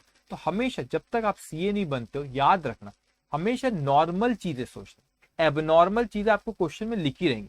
जनरली कोई बिजनेस क्या सेल करता हूँ, अपनी दुकान का फर्नीचर उठा के बेच देता हूँ जो दुकान में लगा हुआ है, कि जिस चीज में डील करता है उसको बेचेगा, जिस चीज में डील करता है उसको बेचेगा, नॉर्मली वही होगा ना। इसीलिए आप हमेशा क्वेश्चन जब पढ़ते हो तो आपको इन्फॉर्मेशन दी हुई रहती है, और अगर इन्फॉर्मेशन इनकम्प्लीट है तो ऐसा कुछ सोचना जो कि क्या होता है बच्चों, जो नॉर्मल होता है। तो नॉर्मली क्या चीज बेचेंगे, जिस चीज में डील करता है उसे क्या कहते हैं, गुड्स। तो आप नॉर्मली क्या करता है, नॉर्मली वो क्या करेगा, गुड्स को बेचता है, ये नॉर्मल है। तो यहाँ पे किस चीज को बेचा उसने, गुड्स को बेचा। गुड्स का मतलब क्या होता है, जिस चीज में डील करता है। किस चीज में डील कर रहा है यहाँ पे वो डील कर रहा है स्टेशनरी के आइटम में। तो यहाँ पे उसने दिया, ये कोई पार्टी थी, दूसरी पार्टी, उसे क्या दिया, गुड्स दिया। अब पार्टी यहाँ पे दूसरी पार्टी थी, उसे क्या दिया, गुड्स दिया। अब ये पार्टी ने इसके बदले में, ये पार्टी ने इसके बदले में हमें क्या दी, इस पार्टी ने इसके बदले में हमें पैसा दिया, कैश सेल हुआ, कैश सेल हुआ। अब कैश सेल का मतलब है कैश में बेचे। अब आप मेरे को खुद बताओ कि यहाँ पे बच्चे जवाब देंगे यहाँ पे मुझे कि इसमें कैश सेल हुआ, तो इसमें किसकी बुक्स में इस ट्रांजेक्शन को लिखा जाएगा, एक तो यहाँ पे आपकी क्रिएटिव स्टोर है। ट्रांजेक्शन में देखना इन्वॉल्व कौन, एक क्रिएटिव स्टोर है और वो एक दूसरी पार्टी है, उसको हमने गुड्स दिए, उसके बदले में उसने हमको क्या दिया, कैश दिया। तो ये बिजनेस की बुक्स में आएगा, क्रिएटिव स्टोर की बुक्स में ये आएगा, और क्रिएटिव स्टोर्स की बुक्स में ये आएगा, और ये ओनर की बुक में नहीं आएगा। तो ओनर की बुक में आएगा क्या बच्चों? ओनर की बुक में ये नहीं आएगा। क्यों? क्योंकि इसमें ओनर इन्वॉल्व ही नहीं है। कौन इन्वॉल्व है? बिजनेस इन्वॉल्व है। तो ओनर की बुक में जब आएगा जब ओनर कोई ट्रांजेक्शन में इन्वॉल्व है। इस ट्रांजेक्शन में हम जो दो पार्टी के बारे में बात करें, एक ओनर और बिजनेस, क्या इस ट्रांजेक्शन में ओनर इन्वॉल्व है? नहीं सर, सौरभ इन्वॉल्व नहीं है, बिजनेस वो गुड्स बेच रहा है। तो बिजनेस इन्वॉल्व है और कोई बाहर वाली पार्टी है। तो हम सौरभ किस में आएगा? नहीं, ये किसके इसमें आएगा? बिजनेस की बुक्स में ट्रांजेक्शन को लिखा जाएगा। अब आगे हम देखते हैं यहाँ पे सेकंड का, यहाँ पे बी पॉइंट जो आपको क्वेश्चन में दिया हुआ है, क्या कहता है बी पॉइंट आपसे क्वेश्चन में? वो कहता है sales to SP store on credit. आपने क्या करे? उसने सेल्स करा। किसको सेल्स करा? मैंने आपसे अब भी आपको समझाया। अब सेल्स का मतलब क्या सर? क्या बेचा उसने? गुड्स बेचा कि कुछ और बेचा? हमेशा नॉर्मल सोचना, नॉर्मली क्या बेचा जाता है? गुड्स बेचा जाता है। नॉर्मली क्या बेचा जाता है? गुड्स बेचा जाता है। तो वो अगर इसके अलावा कुछ और बेचा होगा तो क्वेश्चन में बोलेगा सेल फर्नीचर, ऐसा बोलेगा आप। तो गुड्स बेचा, तो हम यही मानेंगे उसने गुड्स बेचा। किसको बेचा? एसपी स्टोर्स को बेचा। किसमें बेचा बच्चों? क्रेडिट में। अब एक चीज यहां पे और पहले मैं लिख लेता हूं, यहां पे इसने एस क्रिएटिव स्टोर है, यहां पे ये जब भी सीएस लिखा आप समझ जाना, वो क्रेडिट सेल कैश सेल मत समझना, क्रिएटिव स्टोर से जो लिख देता हूं बाद में प्रॉब्लम ना हो। ये एक बिजनेस है हमारा, ये कौन है? क्रिएटिव स्टोर से। ये क्रिएटिव स्टोर से आपका, इसने क्या किया बच्चों? गुड्स बेचा, गुड्स बेचा। अब ये गुड्स आप बोलेंगे सर क्वेश्चन में सेल बोला, लेकिन हम यही मानेंगे कि किस चीज का सेल किया? गुड्स का, जिसमें डील करता है। अब ये किसे बेचा उसने? उसने बेचा एसपी स्टोर्स को। किसको बेचा? SP store. तो आप बोलेंगे सर आपने नाम क्यों लिखे यहाँ पे? ध्यान से सुनना। पहली चीज यहाँ पे जब उसने यहाँ पे गुड्स बेचा, उस गुड्स को किस में बेचा उसने? उस गुड्स को इसने यहाँ पे क्रेडिट में बेचा। किस में बेचा? क्रेडिट में बेचा। क्रेडिट का मतलब उधारी में बेचा। तो जब भी आप कोई चीज उधारी में बेचते हो, तो क्या चीज होता है बच्चों? जो भी पार्टी को आपने बेचे हो उस पार्टी का नाम हम जरूर लिखते हो। जैसे कि आप इस ट्रांजेक्शन में देखोगे, यहाँ पे जो पार्टी है क्रिएटिव स्टोर, उसने किसको बेचा? एसपी स्टोर्स को बेचा। तो आप यहाँ पे देखोगे मैंने यहाँ पे लिखा एसपी स्टोर्स, मैंने यहाँ पे क्या लिखा? SP store. तो पहली चीज यहाँ पे उसको उधारी में बेचा। तो सपोज आप हो एसपी स्टोर, मैं हूं क्रिएटिव स्टोर। तो मैंने क्रिएटिव स्टोर ने आपको गुड्स बेचा, मेरे स्टेशनरी का बिजनेस है। तो चलो मैंने आपको, मैं आप ही से बात कर रहा हूं, मैं आप मोबाइल 2 मिनट साइड में रखेंगे आप, और मेरी बात आप ध्यान से सुनिए। मैंने आपको ये मोबाइल दिया, मैंने आपको मोबाइल नहीं था, सॉरी, ये क्या था? स्टेशनरी का बिजनेस है। तो मैंने आपको एक गुड्स बेचा, तो मेरे पास से गुड्स गए। जैसे कि आप पॉइंट नंबर ए में देखोगे, गुड्स गए उसके बदले में पैसा आया, यहां पर भी गुड्स गए, लेकिन उसके बदले में पैसा नहीं आया, क्योंकि उधारी में ट्रांजैक्शन हुआ। क्वेश्चन में क्या लिखा है आपको? उधारी में ट्रांजैक्शन, क्रेडिट ट्रांजैक्शन क्वेश्चन में हमको लिखा हुआ है। इसका मतलब मेरे पास से गुड्स गए और गुड्स के बदले में मेरे पास पैसा नहीं आया, मैंने आपको उधारी में बेचा, तो मेरे पास जो है उसे हम कहते हैं राइट टू रिसीव। क्या आया? उसे कहते हैं राइट टू रिसीव। तो आप समझना इस चीज को, यहां पर मेरे पास कैश आया था, लेकिन अभी मेरे पास क्या कैश आया? कि नहीं सर मेरे पास अभी कैश नहीं आया। राइट टू रिसीव का मतलब होता है कि मैंने आपको उधारी में बेच जरूर दिया, इसके बदले में मुझे बाद में पैसा आएगा। तो क्या ये भी हम लोग ट्रांजैक्शन लिखते? कि बिल्कुल ये भी लिखते। इवन भलाई हमारे पास कैश अभी नहीं आई, लेकिन हमारे पास क्या कैश, हमारे पास भलाई अभी नहीं आई, लेकिन हमारे पास क्या राइट टू रिसीव स्टैब्लिश हुआ है, राइट टू रिसीव हमारे पास स्टैब्लिश हुआ है। तो हमारे पास ये राइट है कि हम उससे पैसा ले। मैंने अगर आपको उधारी में बेचा, तो इसका मतलब ये होता है कि मुझे आपसे पैसा लेना है। मैंने आपको उधारी में बेचा, इसका मतलब क्या होता है? मुझे आपसे पैसा लेना है। तो पहली चीज हमने बोले यहाँ पे कि यहाँ पे क्रिएटिव स्टोर ने किसको बेचा? एसपी स्टोर्स को। एक और चीज आप ध्यान से बहुत मेरी बात यहाँ पे सुनेंगे, यहाँ पे क्या चीज हो रही कि यहाँ पे आप ऑब्जर्व करेंगे, मैंने यहाँ पे पार्टी लिख दिया था, यहाँ पे इस पार्टी का नाम लिखा SP store. The reason is that जब भी कोई ट्रांजैक्शन उधारी में होता है, जब भी कोई ट्रांजैक्शन उधारी में होता है, तो हम लोग क्या करते हैं? उस उधारी में होता है तो उस पार्टी का नाम भी लिखा जाता है। आप खुद अपने आप से इसको कंपेयर करो। आप कोई जगह पे गए, सपोज आप डोमिनोज गए, बढ़िया, आपने डोमिनोज में पिज्जा विज्जा लिए, वैसे तो वहां पे आपको पहले पैसे देना होता है, एग्जाम्पल दे रहा हूं, आप डोमिनोज गए और आपने पिज्जा विज्जा बढ़िया खाए, पार्टी वार्टी दिए। जब पैसे देने की बारी आई तो आपने बोला कि नहीं नहीं मेरे पास पैसा नहीं है, मैं बाद में पैसा दूंगा। एग्जाम्पल मैंने आपने कहा कि मेरे पास पैसा नहीं है, मैं बाद में पैसा दूंगा, आपने ऐसे कहे। और जब आपने बोला कि सर मैं बाद में पैसा दूंगा, इमीडिएटली डोमिनोज वाला क्या कर, अरे इधर आओ, आपका नाम क्या है ना। एग्जाम्पल पेट्रोल पंप बोलता, पेट्रोल पंप पे गया, आपने बोला भाई 500 रुपए का पेट्रोल मेरी बाइक में डाल, तो 500 रुपए का पेट्रोल डाला। अब आपसे इमीडिएटली आपने कैश दे दिए, तो आपका नाम वाम नहीं पूछता कैसे हो क्या हो। अगर आपने उसको कैश नहीं दिए, कैश नहीं दिया, आपने बोले नहीं मेरे पास पैसा नहीं, मैं बाद में पैसा दूंगा, फिर वो क्या करता, फिर आपका नाम पूछता, अरे कहाँ रहते हो, किधर रहते हो, नाम लिखेगा आपका। जब भी क्रेडिट ट्रांजेक्शन होता है तो पार्टी का नाम लिखा जाता है। तो सिंपल सी चीज है, क्योंकि उससे लेन देन अभी बची हुई है। तो यहां पर बताओ मेरे को, बिजनेस की बुक्स में आएगा कि ओनर की बुक्स में ट्रांजेक्शन को लिखेंगे, कि दोनों की बुक्स में लिखेंगे, या दोनों की बुक्स को में नहीं लिखेंगे। अब इसमें आप सिर्फ इतना देखना कि कौन इन्वॉल्व है। यहां पर देखेंगे अब क्रिएटिव स्टोर इसमें इन्वॉल्व है, तो हमारे ओनर इसमें इन्वॉल्व नहीं है, तो उसका कोई पर्सनल ट्रांजेक्शन है कि नहीं, तो ये आप लोग की ओनर की बुक्स में नहीं आएगा और ये बिजनेस की बुक्स में आएगा। अब वैसे अगर आप यहाँ पे देखा जाए बच्चों, यहाँ पे मैं आपको एक रूल लिखा देता हूं, ये रूल ऑफ इंटरप्रिटेशन, इसको अच्छे से समझना। ये रूल ऑफ इंटरप्रिटेशन है, आपको हमेशा क्वेश्चन में ये दिया हुआ रहेगा। क्वेश्चन में अगर हमेशा तो नहीं कहना चाहिए मैंने, अगर आपको क्वेश्चन में दिया हुआ है कि कोई ट्रांजेक्शन कैश में हुआ है या क्रेडिट में, मैं आपको लिखता हूं यहाँ पे कैश, और देखो यहाँ पे आपके समझाने के लिए लिख रहा हूं मैं, कैश हुआ है कि क्रेडिट ट्रांजेक्शन हुआ है। मैंने आपसे कहा कि वो कैश ट्रांजेक्शन है कि क्रेडिट, मतलब नगद में हुआ कि उधारी में हुआ। अगर आपको क्वेश्चन में स्पेसिफाइड है, specified in question, specified in question, आपको क्वेश्चन में उसने बता रखा है कि वो कैश ट्रांजेक्शन है कि क्रेडिट ट्रांजेक्शन है, तो क्वेश्चन में जब उसने हमें बता रखा है कि कैश ट्रांजेक्शन है कि क्रेडिट ट्रांजेक्शन, हम वही मानेंगे।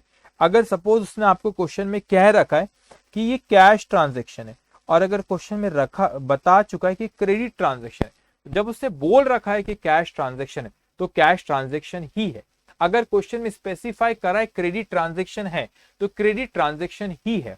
मगर जैसे आपको क्वेश्चन नंबर या पॉइंट नंबर ए में उसने कहा कि कैश सेल, इसका मतलब है कैश ट्रांजेक्शन ही है, और पॉइंट नंबर बी में उसने बोला क्रेडिट ट्रांजेक्शन, तो क्रेडिट ट्रांजेक्शन ही है। मगर मैं यहाँ पे कभी ऐसा भी होगा, अभी आगे आप देखोगे ऐसा भी होगा कि आपको उसने क्वेश्चन में स्पेसिफाई नहीं किया कि कैश ट्रांजेक्शन है कि क्रेडिट ट्रांजेक्शन है, उसने स्पेसिफाई नहीं किया। तो उस केस में बच्चों, यहाँ पे उस केस में आप लोगों को मैं if not specified in question, question में आपको बताया नहीं है कि कैश ट्रांजेक्शन है कि क्रेडिट ट्रांजेक्शन है, तो फिर हमने क्या करना सर, उसे कब कैश मानना और उसे कैश ट्रांजेक्शन माने कि क्रेडिट ट्रांजेक्शन माने। ठीक है, इसकी आपको पीडीएफ मिल जाएंगी, मैं लिखूंगा। ठीक है, अभी ध्यान से आप सुनो। अब मैंने कहा यहाँ पे कि अगर आपको name is name of other party, name of other party not given, दिख रहा है आपको, name of other party not given, घबराना मत। अगर नहीं भी दिख रहा हो नीचे का तो मैं डिक्टेट करो, आप लिख लेना, और वैसे भी इसकी पीडीएफ आपके सेशन के बाद 5 मिनट में मिल जाएंगे। ठीक है, अगर ये हो सकता है name of other party, name of other party given, मतलब मैंने दो चीज लिखा कि मैंने एक यहाँ पे लिखा कि जो दूसरी पार्टी है, अगर क्वेश्चन में सबसे पहले आप एक चीज ख्याल रखना, स्पेसिफाई किया है क्वेश्चन में, स्पेसिफाई किया है क्वेश्चन में कि कैश ट्रांजेक्शन है कि क्रेडिट ट्रांजेक्शन है, तो मान लेंगे। उसने बोला कि कैश ट्रांजेक्शन है तो हम उसको कैश ट्रांजेक्शन मान लेंगे, उसने बोला क्रेडिट ट्रांजेक्शन है तो उसको क्रेडिट ट्रांजेक्शन हम मान लेंगे। लेकिन अगर क्वेश्चन में स्पेसिफाई नहीं किया कि वो कैश ट्रांजेक्शन है कि क्रेडिट ट्रांजेक्शन है, इस केस में हम लोग देखते कि दूसरी पार्टी का नाम दिया है कि नहीं दिया। आप बोलेंगे सर कोई लॉ में लिखा है, कोई एक्ट है, कोई कानून है ऐसा जिसमें बोला कि अगर नाम नहीं दिया उसका, अगर कैश और क्रेडिट क्वेश्चन में स्पेसिफाई नहीं किया तो आप ये देखो क्वेश्चन में कि दूसरी पार्टी का नाम दिया है कि नहीं दिया। अब मैं आपसे कहता हूं पहली चीज, ऐसा कोई लॉ, कोई एक्ट, कोई कानून ऐसा नहीं है। जनरली बिजनेस की जो ये इंडस्ट्री होती है, इस इंडस्ट्री में जनरली प्रैक्टिस होती है, इसे कहते हैं रूल ऑफ इंटरप्रिटेशन। अभी रूल ऑफ इंटरप्रिटेशन क्या है, कोई एक्ट ये इंटरप्रिटेशन के रूल नहीं बोल रहा है, ये रूल हम खुद इंटरप्रेट कर रहे हैं, जो कि नॉर्मल बिजनेस की इंडस्ट्री में इस तरीके से होता है। नॉर्मली बिजनेस में ऐसा होता है, इसलिए हम लोग ऐसा सोच रहे, कोई कानून हमको ये बात नहीं कहता। क्या मैं कहना चाह रहा हूं आपसे, मैं कहता हूं कि अगर क्वेश्चन में स्पेसिफाई किया कैश ट्रांजेक्शन, क्रेडिट ट्रांजेक्शन, तो हम उसको मान लेंगे। जो बोला। अगर नहीं बताया तो फिर आपको ये देखना है दूसरी पार्टी का नाम दिएगा। अगर दूसरी पार्टी का नाम आपको नहीं दिया, नाम नहीं दिया, मतलब उससे कोई लेन देन हमारी बची नहीं है, तो वो आपका हो जाता है कैश ट्रांजैक्शन। तो यहाँ पे जो ये वाला पॉइंट है ना, ये name of other party not given यहाँ लिखा, तो नीचे में मैंने फिर एरो देके कैश लिखा। डोंट वरी, इसकी पीडीएफ मिल जाएंगे आपको, ठीक है। मगर name of other party given, name of other party given, तो दूसरी पार्टी का नाम दिया है, तो वो कौन सा ट्रांजेक्शन होता है? Credit transaction. तो ये रूल ऑफ इंटरप्रिटेशन, ये क्या है बच्चों? ये आपके रूल ऑफ इंटरप्रिटेशन है। तो आपको क्या रूल ऑफ इंटरप्रिटेशन, आपको क्या ये एक्ट ने ऐसा सिखाया कि कैश और क्रेडिट क्वेश्चन में नहीं दिया था, पार्टी का नाम देखो, और अगर पार्टी का नाम दिया हुआ है, पार्टी का नाम दिया है मतलब एक क्रेडिट ट्रांजेक्शन है, पार्टी का नाम नहीं दिया मतलब वो कैश ट्रांजेक्शन। नहीं नहीं नहीं, ये कोई एक्ट और ये कोई कानून नहीं है, ये कोई एक्ट और ये कोई कानून नहीं है। जनरली ये इंडस्ट्री में इस तरीके से होता है, फॉलो करा जाता है, इसलिए हम उसको ऐसा इंटरप्रेट कर रहे हैं। आप खुद इसको बिजनेस से आप कनेक्ट कर सकते हो बच्चों, खुद बिजनेस से कनेक्ट कर सकते हो। आप खुद सोचो कि आपने पेट्रोल पंप पे गए, आपने 500 रुपए का पेट्रोल अपनी गाड़ी में, बोले कि भाई 500 रुपए का पेट्रोल दो, उसने आपकी गाड़ी में दे दिया 500 रुपए का पेट्रोल, और उसके बाद क्या हो बच्चों? फिर उसके बाद आपने बोले कि सर पैसा नहीं है। आपने जैसी ही कहे पैसा नहीं है, तो वो क्या करेगा? जैसे ही कहे आपने कि पैसा नहीं है, वो क्या करेगा? वो आपसे जैसे ही बोले कि आपने पैसा नहीं, वो आपका नाम लिखेगा। उधारी में ट्रांजैक्शन है, तो नाम जब आता है जब उधारी में ट्रांजैक्शन होता है, लेकिन आपने उसको पैसा दे दिए, तो फिर वो थोड़ी ना आपका नाम पूछेगा, कहाँ रहते हो बेटा, किधर रहते हो, मम्मी का नाम क्या, पापा का नाम क्या है ना, पापा क्या करते, मम्मी क्या करते, कुछ नहीं पूछेगा वो। ठीक है, उसको क्या मतलब 500 का पेट्रोल आपने दिया, उसने आपने पैसे दिए, बात हो गई खत्म। तो ये रूल ऑफ इंटरप्रिटेशन जो इसे, ये रूल ऑफ इंटरप्रिटेशन, क्या इसको देखो, जो भी इंपॉर्टेंट चीज रहेंगी ना, मैं रेड बॉक्स में इस तरीके से देखो, मैंने रेडिंग की यहाँ पे यूज किया, तो रेड बॉक्स में, ठीक है। तो आपने जहां जहां मैंने रेड कलर यूज किया, आप भी रेड कलर वहां पे यूज करोगे, ठीक है। अब रिवीजन के वक्त आपको मदद करेगा। अब उसके बाद ये पॉइंट नंबर ए बी, तो यहाँ पर अपने को पॉइंट नंबर ए और बी में कोई दिक्कत गई नहीं। पॉइंट नंबर ए में उसने साफ साफ कहा था कि कैश सेल्स है, पॉइंट नंबर बी में उसने साफ साफ बोला क्रेडिट, तो चुपचाप दे दिया कैश और क्रेडिट, हमको उसके आगे कुछ नहीं सोचना है। ये जब आपको स्पेसिफाई नहीं करा, जब आप रूल ऑफ इंटरप्रिटेशन पे जाओगे, जब ये स्पेसिफाई नहीं करा, ठीक है। अब आगे हम देखते हैं पॉइंट नंबर सी पे। एक सेकेंड, मैं इसको, गिव मी 1 मिनट। ओके, ये आपका सीरियल नंबर, एक सेकेंड आप मुझे देंगे, ये आपका सीरियल नंबर, फिर यहाँ पे ये एक्सप्लेनेशन, 2 पार्टी है। ओके, तो मैं लिख देता हूँ, ठीक है। ये आपका पहला कॉलम है, सीरियल नंबर का था, ठीक है। ये आपका एक्सप्लेनेशन जो चल रहा है, और ये आपका सौरभ, सौरभ कौन है? ओनर है। और दूसरा क्रिएटिव स्टोर, ये कौन है? आपका बिजनेस है,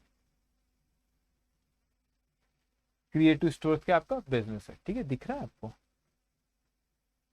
ओके, अब ध्यान से आप सुनते जाएंगे। अब आगे हम लोग देखेंगे, यहाँ पे पॉइंट नंबर सी आता है, पॉइंट नंबर सी। ओके, अब ध्यान से अब आप मेरी बात सुनेंगे। तो पॉइंट नंबर सी में आपसे क्या कहता है? वो कहता है हमसे कि purchase saris from Gupta store. अब आपने क्या करे? हमने साड़ी परचेज करे। अब आप खुद कॉमन सेंस लगा। अब मैं कहता हूं कि यहाँ पे मैंने परचेज क्या करा? साड़ी परचेज करे। अब वो बिजनेस किस चीज का? स्टेशनरी का। तो आपने साड़ी क्यों खरीदेंगे बिजनेस के? आप स्टेशनरी के बिजनेस में क्या साड़ी आएंगी क्या? इसने यहाँ पे परचेज साड़ी परचेज करे। अभी साड़ी क्या आपके बिजनेस के इसमें आएंगी क्या? नहीं सर, इसका तो स्टेशनरी का बिजनेस है। अगर कपड़ों का बिजनेस होता, साड़ी खरीदता, तो मैं बोलता गुड्स परचेज किया। तो गुड्स वो होता है जिसमें डील करते, गुड्स आप परचेज करते हो और गुड्स सेल करते हो। लेकिन ये गुड्स नहीं है। क्यों नहीं है? क्योंकि आपका बिजनेस स्टेशनरी का है। खरीदा क्या उसने? साड़ी। तो हम यही मानेंगे, क्या मानेंगे? हम यही मानेंगे कि इसने जो यहाँ पे, हम यही मानेंगे इसने जो यहाँ पे साड़ी खरीदा, वो किसने खरीदा? ओनर ने खरीदा। ओनर ने खरीदा। एक मिनट रुकेंगे, ओनर ने खरीदा। ओके, ये साड़ी किसने खरीदा? ओनर ने खरीदा। वो अब ओनर ने, सौरभ उसका नाम, उसने अपनी वाइफ के लिए लिया होगा, अपनी मम्मी के लिए लिया होगा, कोई रिलेटिव के लिए लिया होगा। लेकिन बिजनेस में नहीं खरीदा क्या? बिजनेस स्टेशनरी का। ओनर वहां पे वो खरीद क्या रहे, साड़ी खरीदे, तो ओन बिजनेस किसका, स्टेशनरी का, खरीद क्या रहे, साड़ी खरीद रहे, तो वही इस बिजनेस ने खरीदा नहीं है। तो यहाँ पे क्या चीज इसको समझेंगे आप, पॉइंट नंबर सी को, कि ये सौरभ है, यहाँ पे कौन इन्वॉल्व है समझना, सौरभ है। सौरभ कौन है बच्चे, सौरभ ओनर है। तो ओनर ने खरीदा, ओनर ने खरीदा क्या खरीदा, साड़ीज खरीदा। किससे साड़ी खरीदा, गुप्ता स्टोर से। तो गुप्ता स्टोर से साड़ी खरीदा गया, गुप्ता स्टोर से साड़ी खरीदे गया। और क्या होगा यहाँ पे, अब इसको लाइबल टू पे, तो यहां से इसने गुप्ता स्टोर से इसके पास क्या आई बच्चे, इसके पास है साड़ी। अभी साड़ी के बदले में सौरभ क्या देंगे, सौरभ इज लाइबल टू पे, सौरभ को इसके बदले में पैसे देना पड़ेगा। ओके, सौरभ, एक मिनट, सौरभ लाइबल टू पे, सौरभ वो गुप्ता स्टोर को पे करेगा। अब मेरे को एक बात बताओ बच्चों, यहाँ पे कौन इन्वॉल्व है, बिजनेस इन्वॉल्व है कि सौरभ इन्वॉल्व है कि दोनों इन्वॉल्व है, सोच समझ के जवाब देना। बिजनेस इन्वॉल्व है, सौरभ इन्वॉल्व है कि दोनों के दोनों इन्वॉल्व है। ओके, जवाब देंगे, करेक्ट सही।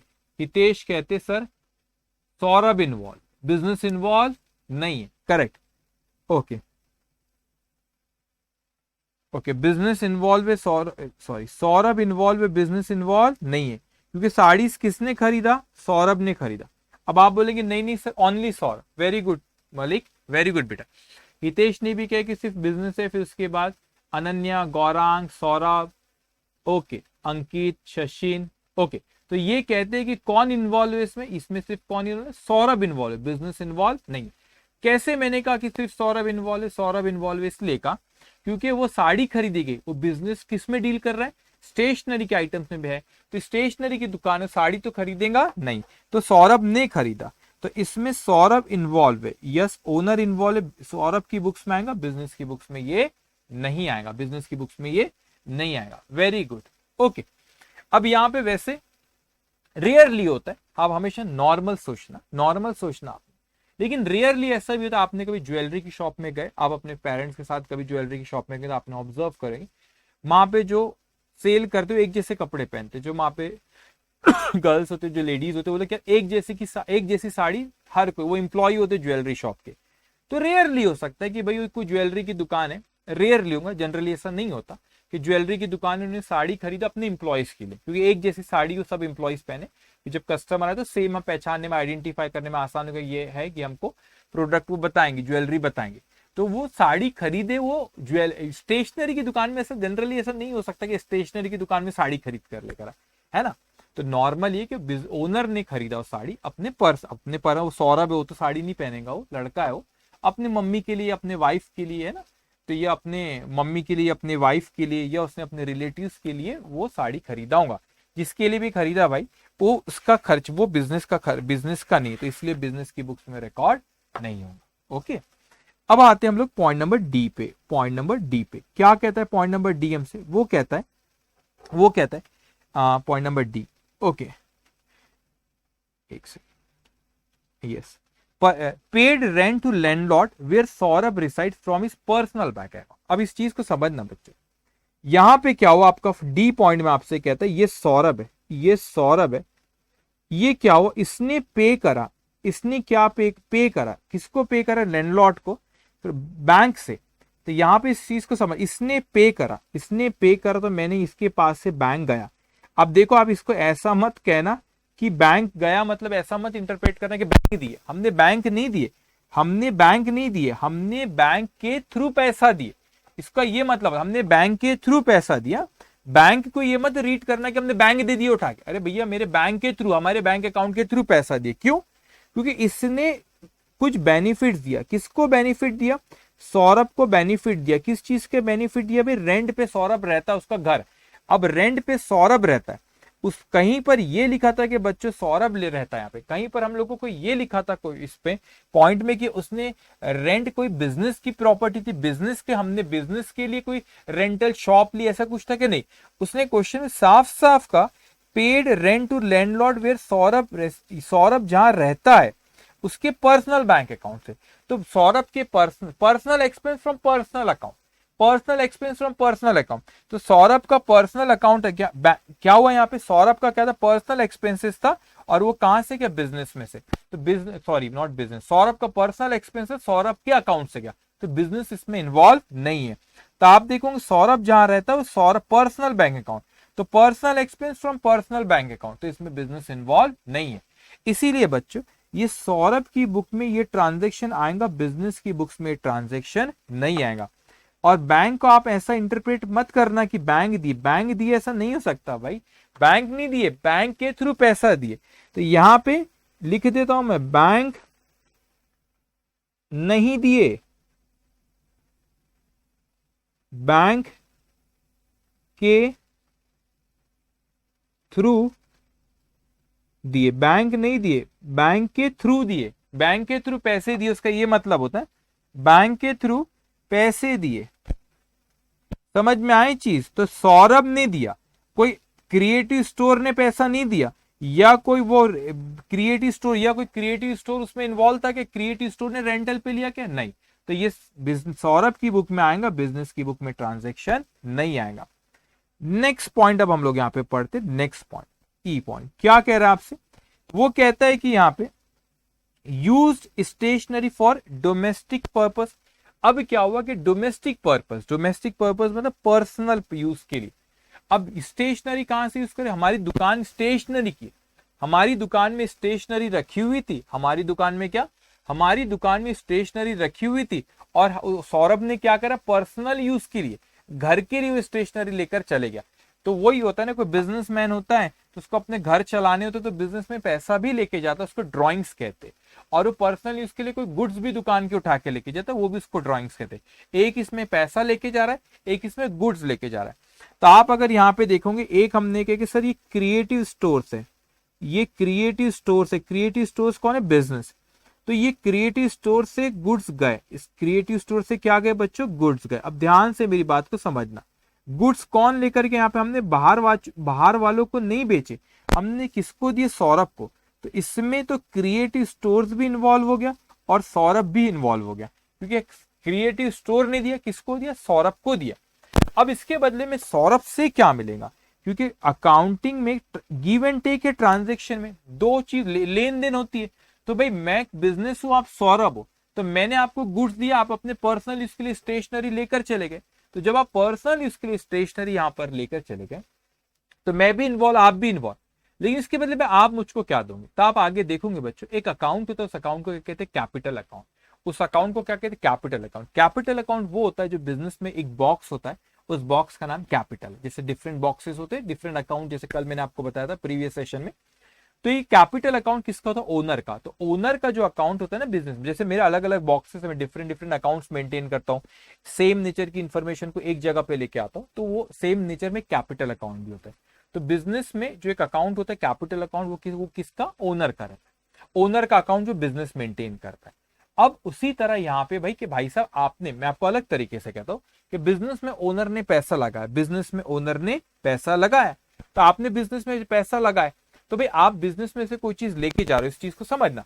आपने बिजनेस में पैसा लगाया सपोज 1 लाख रुपए, तो मैंने अभी आपको बिजनेस एंटिटी कंसेप्ट में समझाया, वो बिजनेस के लिए लाइबिलिटी है, वो बिजनेस की इसके लिए क्या है, वो लाइबिलिटी है, क्योंकि बिजनेस को आपको वापस दे रहा है। लेकिन आप बिजनेस में से कोई चीज लेके जाओगे तो मुझे वो आपसे लेना है, तो मैं उसे ड्रॉइंग्स कहते। तो आपने बिजनेस में गुड्स लेकर गए, तो मैं क्या करूंगा, देखो देखो आपने 1 लाख रुपए बिजनेस में लगाया ना, उसे क्या कहते, कैपिटल कहते। तो आपने बिजनेस में से कोई चीज लेके चले गए, तो बिजनेस कहता है, मैं बिजनेस हूं, मैं आपको कहता हूं कि देखो देखो आपने बिजनेस में 1 लाख रुपए लगाए, अब आप बिजनेस में से कोई चीज लेके जा रहे हो, उसे ड्रॉइंग्स कहते, कॉमर्स की दुनिया में ड्रॉइंग्स कहते। तो वो ड्रॉइंग्स जो मैं आपके कैपिटल अकाउंट से एडजस्ट करूंगा। तो कैपिटल अकाउंट किसका होता है, ओनर का होता है। कैपिटल अकाउंट किसका होता है, ओनर का होता है। तो मैं क्या करता हूं कि आपने जो बिजनेस में से लेकर चले गए, what I will do, I will adjust in capital account. मैं किस में एडजस्ट कर लूंगा उसको, कैपिटल अकाउंट में। तो यहां पे जो बिजनेस ने जो कैपिटल अकाउंट मेंटेन कर रखा है, किसका, ओनर का, उसमें मैं एडजस्ट कर लूंगा। तो यहाँ पे जो कॉमर्स वाले स्टूडेंट होंगे, साइंस वाले घबराना मत, जो कॉमर्स वाले स्टूडेंट है, आपने 11-12 में कभी ना कभी फाइनल अकाउंट जरूर बनाया। तो जब आपने फाइनल अकाउंट बनाया अपने 11-12 पे, तो वहां पे बैलेंस शीट में आप लाइबिलिटी साइड में कैपिटल में से ड्रॉइंग्स क्यों माइनस करते थे, क्यों करते थे ना, क्योंकि कैपिटल वो बिजनेस में उसने लगाया है। ड्रॉइंग्स वो जो लेके जा रहा है ड्रॉइंग्स, तो वो ड्रॉइंग्स को कैपिटल अकाउंट में एडजस्ट करते, क्योंकि ओनर भी कैपिटल का अकाउंट होता है, ड्रॉइंग्स भी कैपिटल ओनर भी कैपिटल जो होता है वो ओनर का ही अकाउंट होता है, ड्रॉइंग्स भी ओनर का ही अकाउंट है। तो कैपिटल और ड्रॉइंग्स दोनों ओनर के अकाउंट होते हैं। कैपिटल वो होता है जो बिजनेस में पैसा लगाया, ड्रॉइंग्स वो होता है जो बिजनेस में उसने लेकर गया। तो जो चीज लेकर गया उसको हम अलग नाम से बुलाते ड्रॉइंग्स, लेकिन वो ड्रॉइंग्स अल्टीमेटली कैपिटल अकाउंट में ही एडजस्ट करते, क्योंकि वो एक ही इंसान से लेन देन, आप ओनर हो मैं बिजनेस हो, आपने 1 लाख रुपए लगाए, 10,000 रुपए लेकर गए, तो मैं बोलूंगा वो जो 10 लेके गए ड्रॉइंग्स है, तो मैं आपको 1 लाख आपको देना है, 10 आपसे लेना है, तो नेट इफेक्ट करेंगे ना, वो ड्रॉइंग्स को कैपिटल में इसलिए एडजस्ट कर लेते, मुझको फिर 90 आपको देना रहेगा। इन अदर वर्ड, आप जो भी पर्सनल यूज के लिए लेकर जाते हो वो मैं कौन से अकाउंट से एडजस्ट करूँ, कैपिटल से एडजस्ट कर लेते हैं। अभी सिर्फ हमको इतना पहचान, अभी मैं आपको ये नहीं सिखा रहा हूं कि एंट्रीज कैसे पास करना है, रिकॉर्ड कैसे करते हैं ट्रांजेक्शन। अभी सिर्फ हमको इतना देखना है कि किसकी बुक्स में ट्रांजेक्शन लिखे जाए। अब इस ट्रांजेक्शन की बात करें तो यहाँ पे क्रिएटिव स्टोर से, ये ट्रांजेक्शन की अगर हम लोग बात करें तो क्रिएटिव स्टोर से बच्चों बिजनेस ने ओनर को गुड्स दिया, तो मेरे को बताओ किसकी बुक्स में ट्रांजेक्शन आएंगे, बिजनेस की बुक्स में आएंगे, ओनर की बुक्स में आएंगे, कि दोनों की बुक्स में आएंगे? आप इसका जवाब दें। बिजनेस की बुक्स में आएंगे, ओनर की बुक्स में आएंगे, कि दोनों की बुक्स में आएंगे? अंकित, कुणाल, दोनों की बुक्स, बोथ, तो क्या कहते हैं? यस, ओनर की बुक में आएंगे और बिजनेस की बुक में आएंगे, दोनों की बुक में आएंगे। क्यों दोनों की बुक में आएंगे? क्योंकि दोनों इस ट्रांजेक्शन में इन्वॉल्व है, दोनों की बुक्स में आएंगे। यस मलिक, करेक्ट बेटा, ओके, दोनों की बुक्स में ये आएंगे। उसके बाद यहाँ पे नेक्स्ट इसमें आते हैं पॉइंट नंबर एफ में, stationery given from shop to IP store from home utensil taken for home. अब इसको अच्छे समझने, ट्रांजेक्शन का मीनिंग क्या होता है, इसको पहले इंटरप्रेट बराबर क्या मतलब होता है वो हमको देखना। अब ये क्रिएटिव स्टोर्स था, ये क्रिएटिव स्टोर्स है, ये क्रिएटिव स्टोर्स ने क्या करा आपको, ये क्रिएटिव स्टोर से आपको एक आईपी स्टोर कोई दुकान होगी, ये आईपी स्टोर कोई दुकान होगी, इस आईपी स्टोर्स को स्टेशनरी दिया। स्टेशनरी दिया मतलब यहाँ पे ये स्टेशनरी दिया, तो क्रिएटिव स्टोर का तो काम ही है डील करना। किसमें काम है इसका डील करना? क्वेश्चन में बोला स्टेशनरी, यहाँ पे स्टेशनरी में इसका काम ही स्टेशनरी में डील करना। एक सेकंड, ओके ओके, स्टेशनरी, तो स्टेशनरी में उसका काम ही है डील करना। उसने क्या दिया? ये गुड्स दिया यहाँ पे, उसने क्या दिया? यहाँ पे गुड्स दिया। तो ये जो इसने यहाँ पे गुड्स दिया, गुड्स दिया यहाँ पे, ठीक है। अब क्या हुआ? यहाँ पे क्रिएटिव स्टोर ने आईपी स्टोर को गुड्स दिया। अब सर आप बोलेंगे ठीक है आईपी स्टोर को गुड्स दिया, लेकिन इसके बदले में क्या हुआ? जब आईपी स्टोर इसके बदले में जब वापस देने लगा तो उसने क्रिएटिव स्टोर तक पहुंचा ही नहीं। सौरभ भैया बीच में आ गए, ओनर भैया बीच में आ गए, और वो कहता है कि सौरभ को उसने क्या दिया? यूटेंसिल्स दे दिया, यूटेंसिल्स दे दिया सौरभ के घर के लिए, फॉर सौरभ के घर के लिए यूटेंसिल दे दिया। अब मुझे बताओ इसमें कौन सी पार्ट, क्या सौरभ और क्रिएटिव स्टोर दोनों इन्वॉल्व है? मैंने कहा सर ये क्रिएटिव स्टोर से बच्चों और ये सौरभ, तो इसमें कौन इन्वॉल्व है आप मेरे को बताओ। सौरभ इन्वॉल्व है कि क्रिएटिव स्टोर से, कि दोनों इन्वॉल्व? दोनों इन्वॉल्व है, क्योंकि वो उसके, अगर वो सौरभ को दे दिया उसने, अब आईपी स्टोर है सपोज, मैंने आपको, मैं एक बिजनेस हूं, मैंने आपको दिया स्टेशनरी, उसके बदले में यूटेंसिल्स आपने मेरे को पैसा देना चाहिए था, मगर आपने यूटेंसिल्स दी वो मेरे को नहीं दिए, किसको दी थी? सौरभ को दी थी। तो इसमें तो दोनों इन्वॉल्व हो गए ना, इसमें कौन इन्वॉल्व हो गए? दोनों इन्वॉल्व हो गए। कौन दोनों इन्वॉल्व हो गए? ओनर भी इन्वॉल्व हो गया और बिजनेस भी इन्वॉल्व हो गया। इसीलिए ये ट्रांजेक्शन भी दोनों की बुक्स में रिकॉर्ड करा जाएगा, ये ट्रांजेक्शन भी दोनों की बुक्स में रिकॉर्ड करा जाएगा। ओके, करेक्ट, आप भी सब जवाब देते जाएंगे, ठीक है। Ankit correct, okay. उसके बाद next point, okay, next point आपसे कहता है paid stock insurance premium by, paid stock insurance premium by cheque. तो यहां पे कहता है स्टॉक इंश्योरेंस, अब आप खुद समझो ये पर्सनल इंश्योरेंस नहीं होगा। इंश्योरेंस मतलब समझता है ना आपको क्या होता है बेटा? व्हीकल का इंश्योरेंस नहीं, रिस्क कवर करते इंश्योरेंस कंपनी, कुछ नुकसान हो गया तो वो इंश्योरेंस कंपनी की भरपाई करके देती। तो वैसे स्टॉक का भी इंश्योरेंस निकलता है, दुकान में जो गुड्स मटेरियल रखा हुआ रहता है ना उसका भी इंश्योरेंस निकाला जाता है। तो दुकान में जो स्टॉक रखा होता है इसका इंश्योरेंस निकाले, पेमेंट हमने चेक से दी, मतलब बैंक के थ्रू पे करे। इसका मतलब क्रिएटिव स्टोर थी बच्चों, क्रिएटिव स्टोर से, ये क्रिएटिव स्टोर से इसने क्या करे, क्रिएटिव स्टोर था, इसने पैसा दिया, बैंक नहीं दिया, बार बार कह रहा हूं, बैंक उठा के नहीं दिया, बैंक के थ्रू पैसा दिया, बैंक के थ्रू पैसा दिया इसने, ठीक है। तो ये कोई पार्टी, ये पार्टी का नाम, ये पार्टी कौन है, इंश्योरेंस कंपनी, ये इंश्योरेंस कंपनी को उसने पैसा दिया, ये इंश्योरेंस कंपनी को पैसा दिया। अब क्या करेंगे, क्रिएटिव स्टोर्स का कोई वो रिस्क बेनिफिट दे रही हो, रिस्क कवर कर रही है ना भाई, कि अगर कुछ नुकसान हुआ, स्टॉक जल वल गया, तो आपको स्टॉक जल वल गया अगर कुछ, तो उसके बदले में हम उसके नुकसान की भरपाई की, तो उसने रिस्क कवर करी।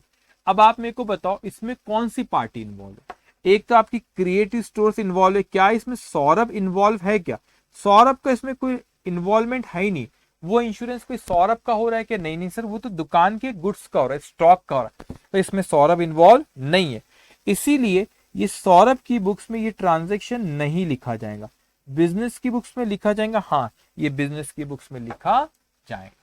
इतनी चीज समझिए, आपको सिंपल है। तो आप ये देखना अपने को, सिर्फ अभी कैसे लिखते, क्या लिखते हो, आगे का चर्चा है, आगे का विषय, आगे बात करने वाले, अभी सिर्फ हमको क्या बात करना है, हमको अभी ये डिस्कस करना है क्या इसमें ओनर इन्वॉल्व है और बिजनेस कौन इन्वॉल्व है, उनकी बुक में आएगा, बिजनेस ओनली, करेक्ट, गर्वित करेक्ट, अरोरा ओके, ठीक है बेटा।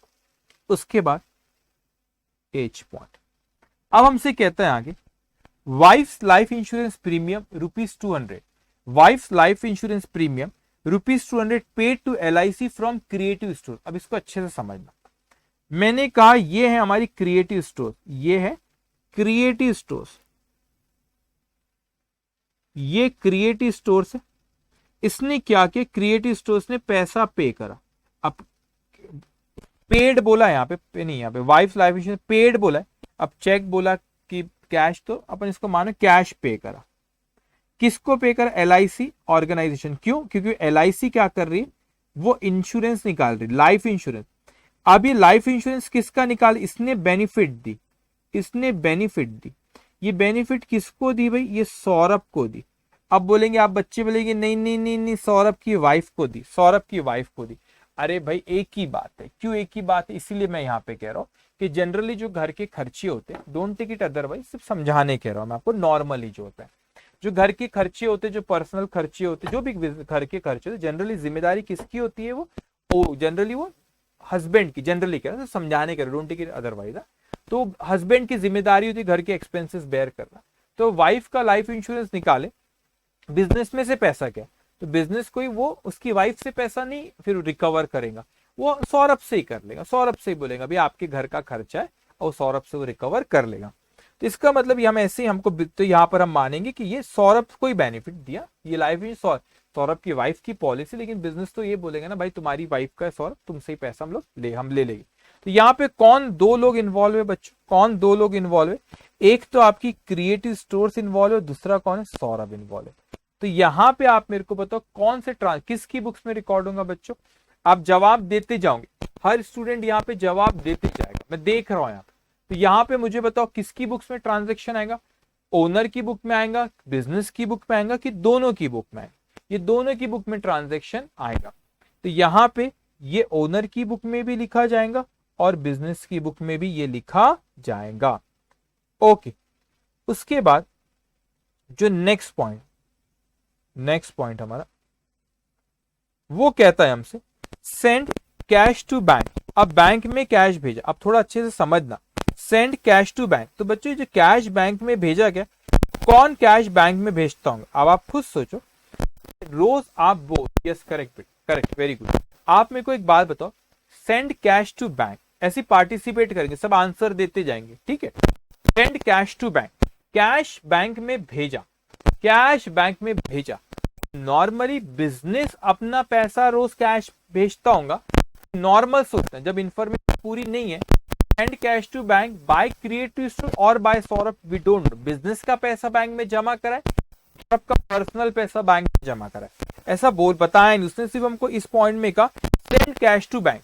आपको क्या नॉर्मल होता है कि पैसा बैंक में जमा कराते होंगे, वो बिजनेस का पैसा जमा होता होगा रोज, कि कैश पर्सनल पैसा जमा होता होगा, नॉर्मल क्या लगता है, बिजनेस का पैसा जमा होता है, नॉर्मल क्या लगता है, बिजनेस का पैसा वो जमा होता है।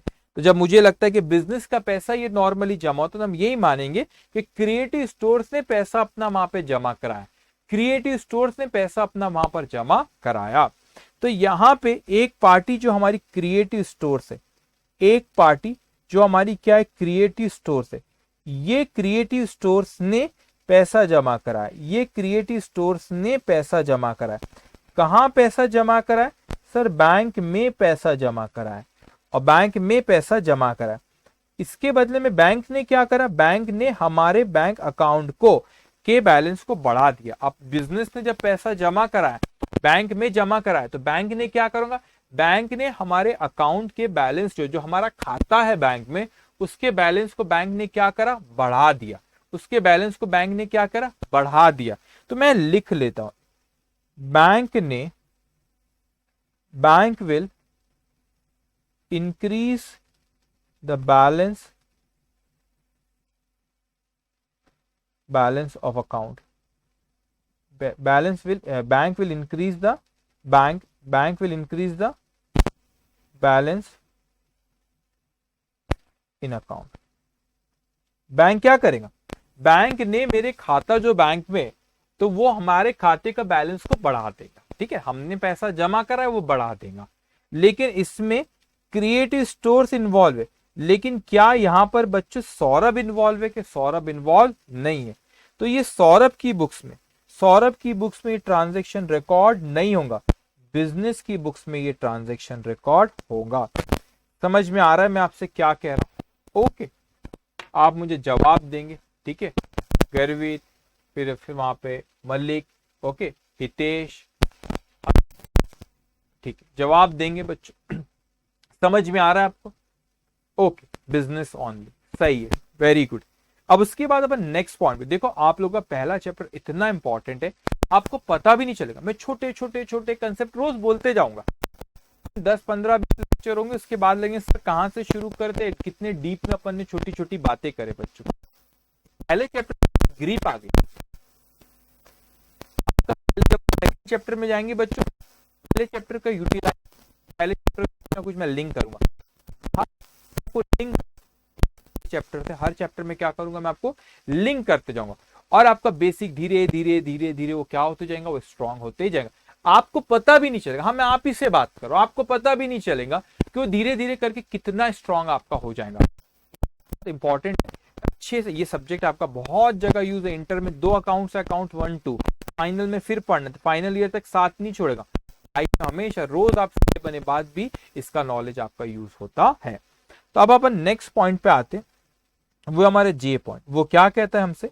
वो कहते हैं exchange old domestic furniture for new furniture for exchange old domestic furniture. अब इसको अच्छे से समझना बच्चों, अब यहाँ पे कहानी अलग है।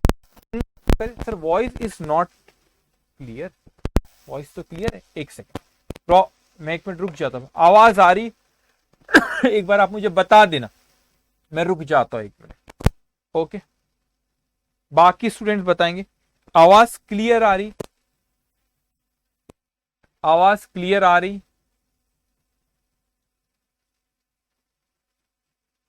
जवाब देंगे, जल्दी जल्दी जवाब दें, आवाज क्लियर है? ओके, तभी आवाज क्लियर है। ओके, तो अब हम नेक्स्ट इस पे आते हैं। अब से क्या कहता है क्वेश्चन में? कहता है कि एक्सचेंज ओल्ड डोमेस्टिक फर्नीचर। ठीक है, ओल्ड डोमेस्टिक फर्नीचर, ठीक है, अब आप इसको समझेंगे अच्छे से समझेंगे इस पॉइंट को आप। ठीक है, 1 सेकेंड।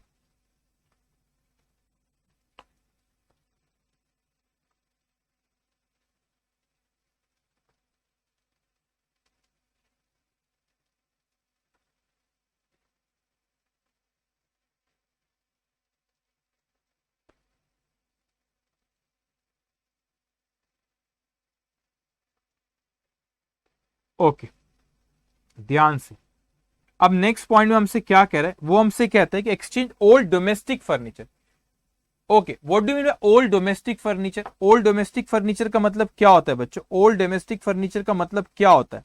मतलब ओनर का पर्सनल घर का फर्नीचर दिए for new furniture for shop. अब शॉप में क्या होगा? शॉप में उसको क्या चीज होना चाहिए शॉप में, उसको क्या चाहिए था, शॉप में नया फर्नीचर आया, लेकिन उसके बदले में हमने पैसा नहीं दिए। उसके बदले में क्या हुआ, शॉप में नया फर्नीचर आया, उसके बदले में क्या हमने पैसा दिए कि नहीं नहीं सर, उसके बदले में पैसा नहीं दिया, क्या हुआ, ओल्ड फर्नीचर सौरभ ने अपने घर का दे दिया। समझोगे आप इस पॉइंट को। ये पॉइंट नंबर कौन सा है आपका, जे। तो पॉइंट नंबर मैं यहाँ पे लिखता हूं जे, आपके स्क्रीन पे दिख रहा है जे, यस ओके। तो यहां पे क्या हुआ, इस चीज को समझना बच्चों, ये है क्रिएटिव, ये ऐसा लिखता हूं मैं, ये है सौरभ।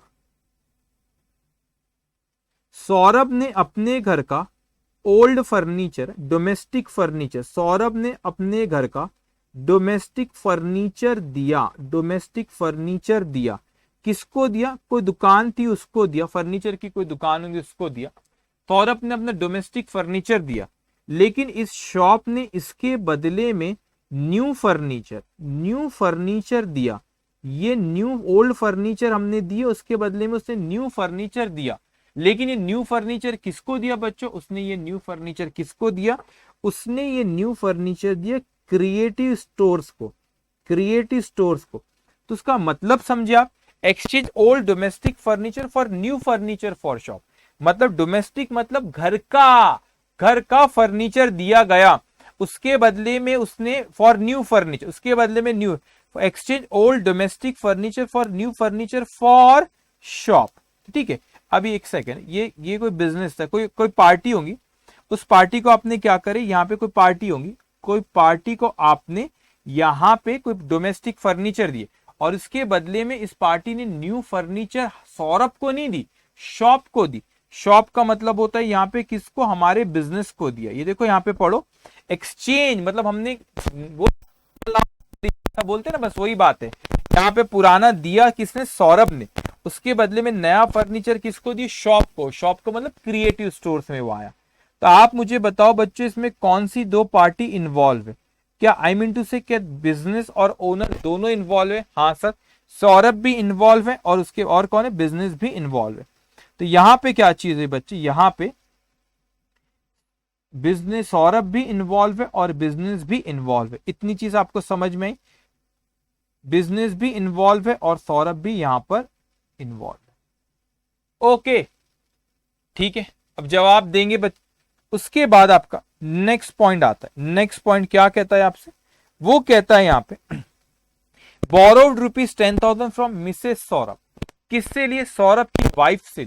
ठीक है, सारी चीज क्लियर, एक बार वहां पे मैसेज आप लोग लिख देंगे। ठीक है, बोरोड ₹10,000, किससे अपन ने बोरो करे बच्चों, 10,000 रुपीज बोरो करे। Borrowed ₹10,000 from Mrs Saurabh at the rate of 9% per annum for shop J. Okay, ये पॉइंट नंबर आपका के था।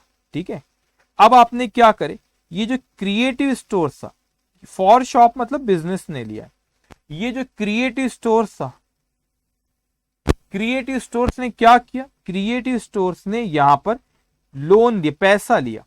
ठीक है, ये पैसा लिया है ना, लोन लिया कैश, ये लोन लिया। किससे ये लोन लिया बच्चों, ये लोन उसने किससे लिया, लोन लिया मिसेस सौरभ से। किससे लिया, मिसेस सौरभ से, सौरभ की वाइफ से। तो यहां पे उसने लोन लिया मिसेस सौरभ से, सौरभ की वाइफ से लोन लिया। ठीक है, सौरभ की वाइफ से लोन लिया। अब हमने बिजनेस ने पैसा लिए, तो सौरभ की वाइफ को हमको क्या वापस करना पड़ेगा। ओके, तो यहां पे we are liable to pay, हमने उससे लोन लिए।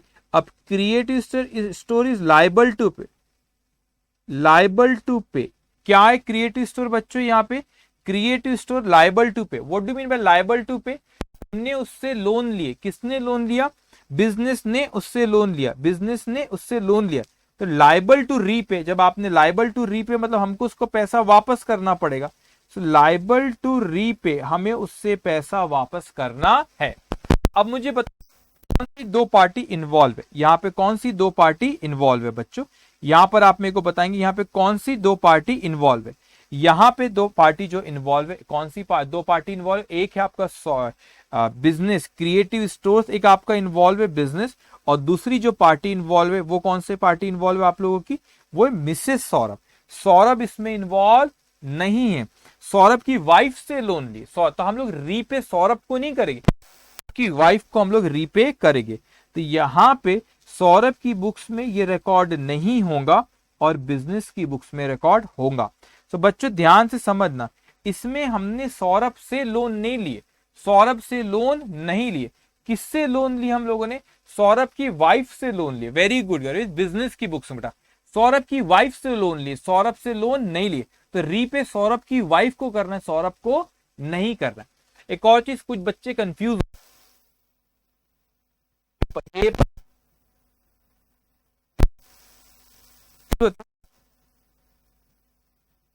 LIC वाला पॉइंट है, एच है उस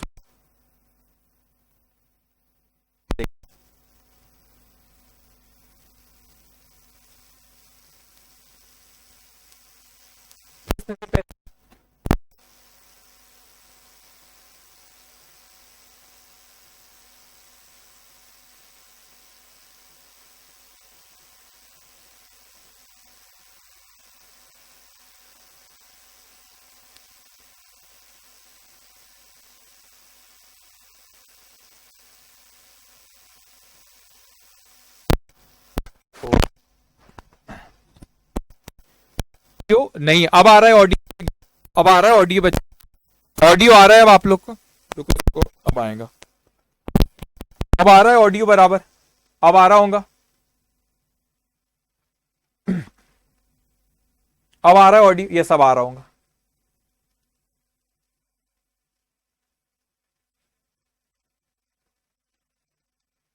वो ना माइक मैंने एक्चुअली में उल्टा कर रखा था, अब आ रहा होगा बराबर। जल्दी से जवाब देंगे बच्चों। ऑडियो अब आ रहा है proper? Yes sir, okay, yes sir, अब वो माइक ठीक है, अब क्लियर आएगा, ऊपर साइड मैंने थोड़ा किया, अब बराबर आएगा। अब मैंने कहा यहां पे जो LIC का पैसा सौरभ की वाइफ का बिजनेस ने दिया था, तो हम वो किससे एडजस्ट कर लेते? वो सौरभ से ही एडजस्ट कर लेंगे, भाई तुम्हारी वाइफ का है, वो LIC का पैसा बिजनेस से क्या तुम्हारे अकाउंट से एडजस्ट कर। लेकिन इसमें और ये वो LIC और इसमें फर्क है। यहाँ पे लोन आपने सौरभ की वाइफ से लिए, मगर ऐसा नहीं होगा जिससे लोन लिए उसी को रिपे करना पड़ेगा अपने को, नॉर्मली यही होता है। तो नॉर्मली जिससे लोन लिए इसलिए, तो इसलिए बच्चों यहाँ पे सौरभ की वाइफ से ली तो सौरभ की वाइफ को ही हम रिपे करें, we are liable to repay. Okay, अब उसके बाद नेक्स्ट पॉइंट आता है हम लोग का, के बाद हमारा आता है L, withdraw from shop for domestic use. आपने दुकान में से पैसा विड्रॉ करे, देखो आपके पेरेंट्स कुछ किसी के पेरेंट्स ऐसे होंगे बच्चों जो जॉब करते होंगे, लेकिन किसी के पेरेंट्स ऐसे होंगे जो बिजनेस करते। तो जिनके पेरेंट्स जॉब करते उनको तो बिजनेस में से पैसा आ जाता है, लेकिन जिनके पेरेंट्स यहाँ पे बिजनेस करते, वो बिजनेस में से पैसा हर महीने विड्रॉ करते, घर चलाने के लिए पैसा लगता होगा ना। तो ये जो पॉइंट है आप लोगों का, यहाँ पे क्या हुआ, क्रिएटिव स्टोर से, ये है आपकी क्रिएटिव स्टोर, ये क्रिएटिव स्टोर्स में से क्या हुआ आप लोगों का, विड्रॉ करा गया, कैश लेके गया, विड्रॉ कैश कौन लेकर गया, सौरभ लेके गया। अब सौरभ उसके बदले सौरभ में से क्या, सौरभ से हम क्या लेंगे, सौरभ का ऑलरेडी हमारे पास अकाउंट हम मेंटेन करते हैं, उसको कैपिटल अकाउंट बोलते हैं। तो यहां पर अपन क्या करेंगे, will adjust in capital account, will adjust in capital account. ये पहले भी ऐसा मैंने आपको बताया, will adjust in capital account वाला। तो ये किसकी बुक्स में रिकॉर्ड होगा, सौरभ की बुक्स में रिकॉर्ड होगा कि दोनों की बुक्स में रिकॉर्ड होगा, दोनों की बुक्स में होगा कि सिर्फ सौरभ की बुक्स में रिकॉर्ड होगा, जवाब देंगे, बताएंगे बच्चों। ये होगा, इसमें कौन है, क्रिएटिव स्टोर्स भी इन्वॉल्व है, सौरभ भी इन्वॉल्व है। कैसे लिखते मैं आपको नहीं ये पूछ रहा हूं, मैं आपसे बस ये कह रहा हूं कि किसकी बुक्स में रिकॉर्ड होगा, ठीक है। तो मैंने आपसे कहा यहां पे बच्चों, यहां पे ये जो है आप लोग सौरभ की बुक्स में भी रिकॉर्ड होगा और बिजनेस की बुक्स में भी रिकॉर्ड होगा। ओके, अब उसके बाद लास्ट ट्रांजैक्शन जो दिया हमारा, paid salary for domestic servant from shop. इसको समझना, इस लास्ट पॉइंट को, वो आपसे क्या कह रहा है बच्चों, both owner and creative store, very good बेटा, बोथ करेक्ट। अब वो कहता है हमको यहां पे, अब क्या कहता है यहां पे, वो हमसे यहां पे ये कह रहा है लास्ट वाले पॉइंट में कि आप लोगों का बिजनेस में से पैसा निकाला गया, डोमेस्टिक सर्वेंट, कोई सर्वेंट था सौरभ के घर पे, उसका पैसा बिजनेस में से दिया गया। इसका मतलब ये होता है, ये रहा हमारा क्रिएटिव स्टोर्स, ये कौन रहा बच्चों, क्रिएटिव स्टोर्स रहा।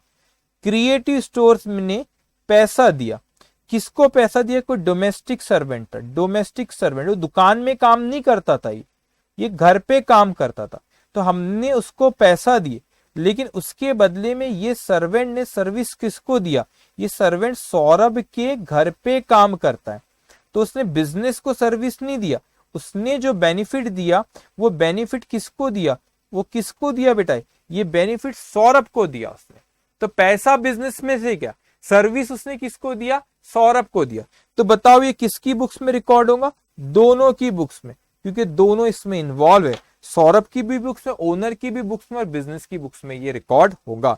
अब मैं आपसे ये सवाल करता हूं और आप मुझे इसका जवाब देंगे बच्चों। आप मुझे जवाब ये दो कि क्या आपको ये ट्रांजैक्शन समझ में आया? ट्रांजैक्शन ये आपको समझ में आया? इसका जवाब देंगे बच्चों। ट्रांजैक्शन क्या आपको समझ में आया है? सारे के सारे ट्रांजैक्शन आपको समझ में आए? इसमें अगर आपको कोई डाउट होगा तो आप मुझको यहाँ पे उससे पूछ सकते हैं, ठीक है? कोई डाउट होगा तो आप पूछेंगे। तो यहां पे एक नोट लिखेंगे, नोट लिखेंगे, the question is for the business, the question is for the business books only, but कोई डाउट होगा तो पूछेंगे बेटा, नो डाउट हो तो no doubt, but we have added, but we have added personal books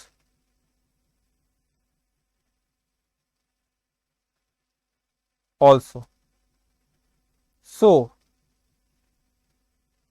as to give a comparative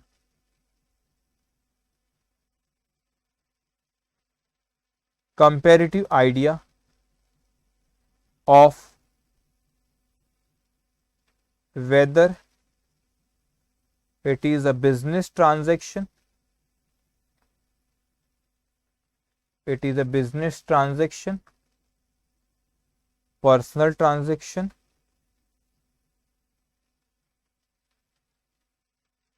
personal transaction of owner or both. Okay, no doubt sir, no doubt sir, clear, crystal clear. Okay ठीक है बेटा, ठीक है। इसको इसकी PDF मिल जाएंगी, थोड़ा सा कट हो गया तो उसको फिक्र मत करें, इसकी पीडीएफ आपको इस लेक्चर के बाद मिल जाएंगी, ठीक है? डन, इतना लिखें। अब देखो एटलीस्ट 2 क्वेश्चन करें। पहले क्वेश्चन में देखो मेरे को ऐसा लगता है अभी अपन ने 1 आवर 30 मिनट्स के ऊपर हो गए, तो 1 घंटा शायद इसी क्वेश्चन को अपन ने करे। क्वेश्चन नंबर 1 को जवाब सिर्फ यस और नो में देना था, लेकिन हमारा पर्पस ये है ही नहीं कि हम सिर्फ क्वेश्चन सॉल्व करें। हमारा पर्पस क्या है? क्वेश्चन से सीख क्या रहे, वो हमारा पर्पस है बेटा। तो क्वेश्चन नंबर 1 में थोड़ा सा समय लगा अपने को, लेकिन क्वेश्चन नंबर 2 आप यहाँ पे देखोगे उसमें ज्यादा ट्रांजेक्शन नहीं है, ठीक है? वो कहां तक है आप लोगों का? अच्छा जे तक है, मगर इसको अपन जल्दी करेंगे, थोड़ा सा जल्दी होगा, ठीक है? तो अभी भी अपनी बैच खत्म होने भी और हाफ एन आवर है, तो हाफ एन आवर में क्वेश्चन नंबर 2 भी अपन लोग कंप्लीट कर लेते। इसमें इतने ट्रांजेक्शन है, पहला आपको ज्यादा एक्सप्लेनेशन लगता है, सेकेंड वो जल्दी हो जाएगा अपना। Okay, now question number 2। अब आप कैसे लिखेंगे आपके नोट्स में? जैसे आपको मैंने सिखाया, ठीक है? जैसे आपको सिखाया हो मैंने यहाँ पे। सो ये क्वेश्चन नंबर 2, ये आपके नोट्स में पेज नंबर कौन सा है? तो यहाँ पर पेज नंबर कौन सा है? देखो पेज नंबर 13। तो मैं यहाँ पे लिखूंगा क्वेश्चन नंबर 2 पेज नंबर 13, और आपका जो नोटबुक का जो नंबर होगा आपने यहाँ पे लिखना। ये क्वेश्चन नंबर 2 क्लास की बुक में नोटबुक का नंबर, नोटबुक की में क्लास की बुक का नंबर, ठीक है?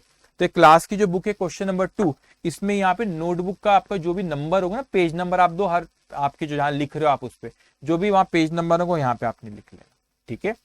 ओके, अब अपन यहाँ पे क्वेश्चन नंबर 2 पे आते हैं और अब थोड़ा सा जल्दी करेंगे, क्वेश्चन नंबर 1 में एक्सप्लेनेशन ज्यादा रहता है। अब यहाँ पे क्वेश्चन नंबर 2 पे आएंगे। यहाँ पे Manoj carries on business as a cloth dealer. अब इसको ये चीज समझना है किस चीज में व्यापार करता है बच्चों? इसका कपड़ों का बिजनेस है। State which of the following are transaction to be recorded in his business book। यहां पे भी पूछा बिजनेस है, लिखूंगा मैं, सॉरी लिखूंगा मैं दोनों, ओनर का और बिजनेस का। तो आप यहां पे पहले इसको ड्रॉ कर लेंगे, देखिए ड्रॉ करेंगे,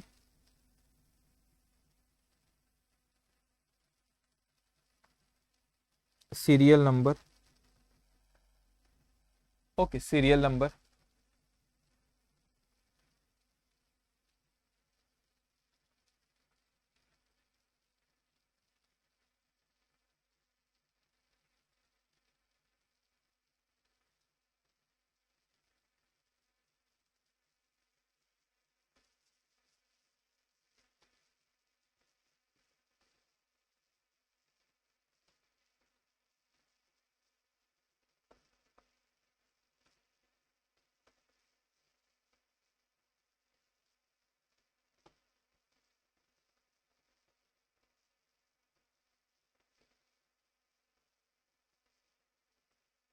यहां पे लिखेंगे टू बी रिकॉर्डेड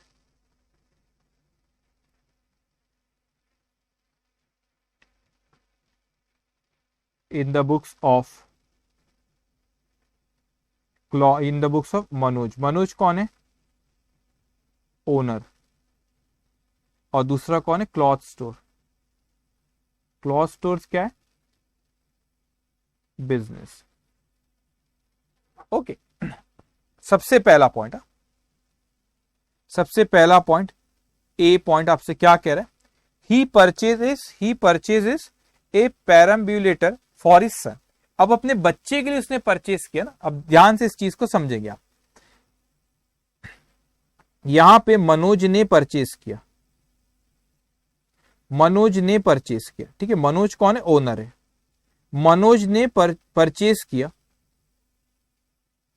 कोई पार्टी से इसने परचेस किया। क्या परचेस किया? ओके ओके, अब इसने परचेज अपने बच्चे के लिए परचेज किया बेटा, तो इसके बदले में क्या आपको क्वेश्चन में ये लिखा है जो पेमेंट हुई है वो पेमेंट क्या मनोज ने दिया कि बिजनेस में से दिया? ऐसा क्वेश्चन में बोला नहीं। उसने परचेज किया पैराम्बुलेटर अपने बेटे के लिए, लेकिन ये बोला कि उसने उसके पैसा बिजनेस में से किए नहीं, ये personal expense from personal account.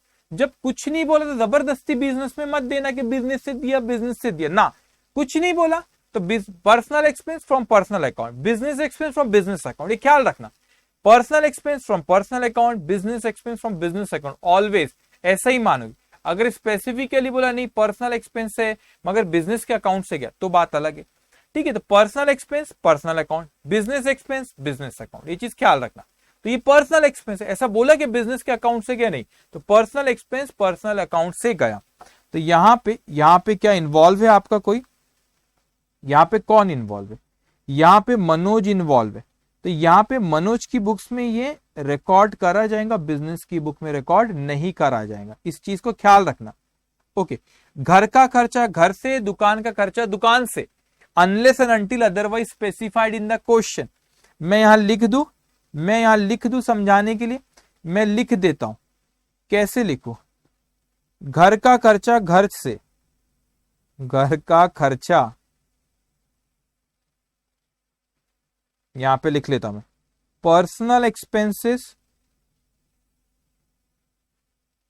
From personal account,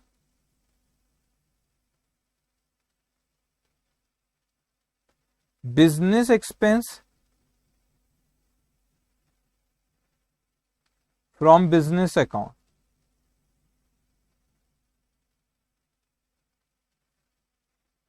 unless otherwise specified in the question, unless otherwise specified in the question। तो घर का खर्चा घर से, बिजनेस का खर्चा बिजनेस से, अनलेस एंड अनटिल कुछ और बोला आपको। तो यहां पे मनोज ने अपने बेटे के लिए खरीदा, तो ऐसा बोला कि बिजनेस में से क्या नहीं, तो हम क्या मानेंगे? कहां से? क्या घर से ही गया है। ओके ठीक है भाई। अब उसके बाद ये ए पॉइंट था, अब उसके बाद हम आ जाते बी पॉइंट पे। Just give me 1 minute.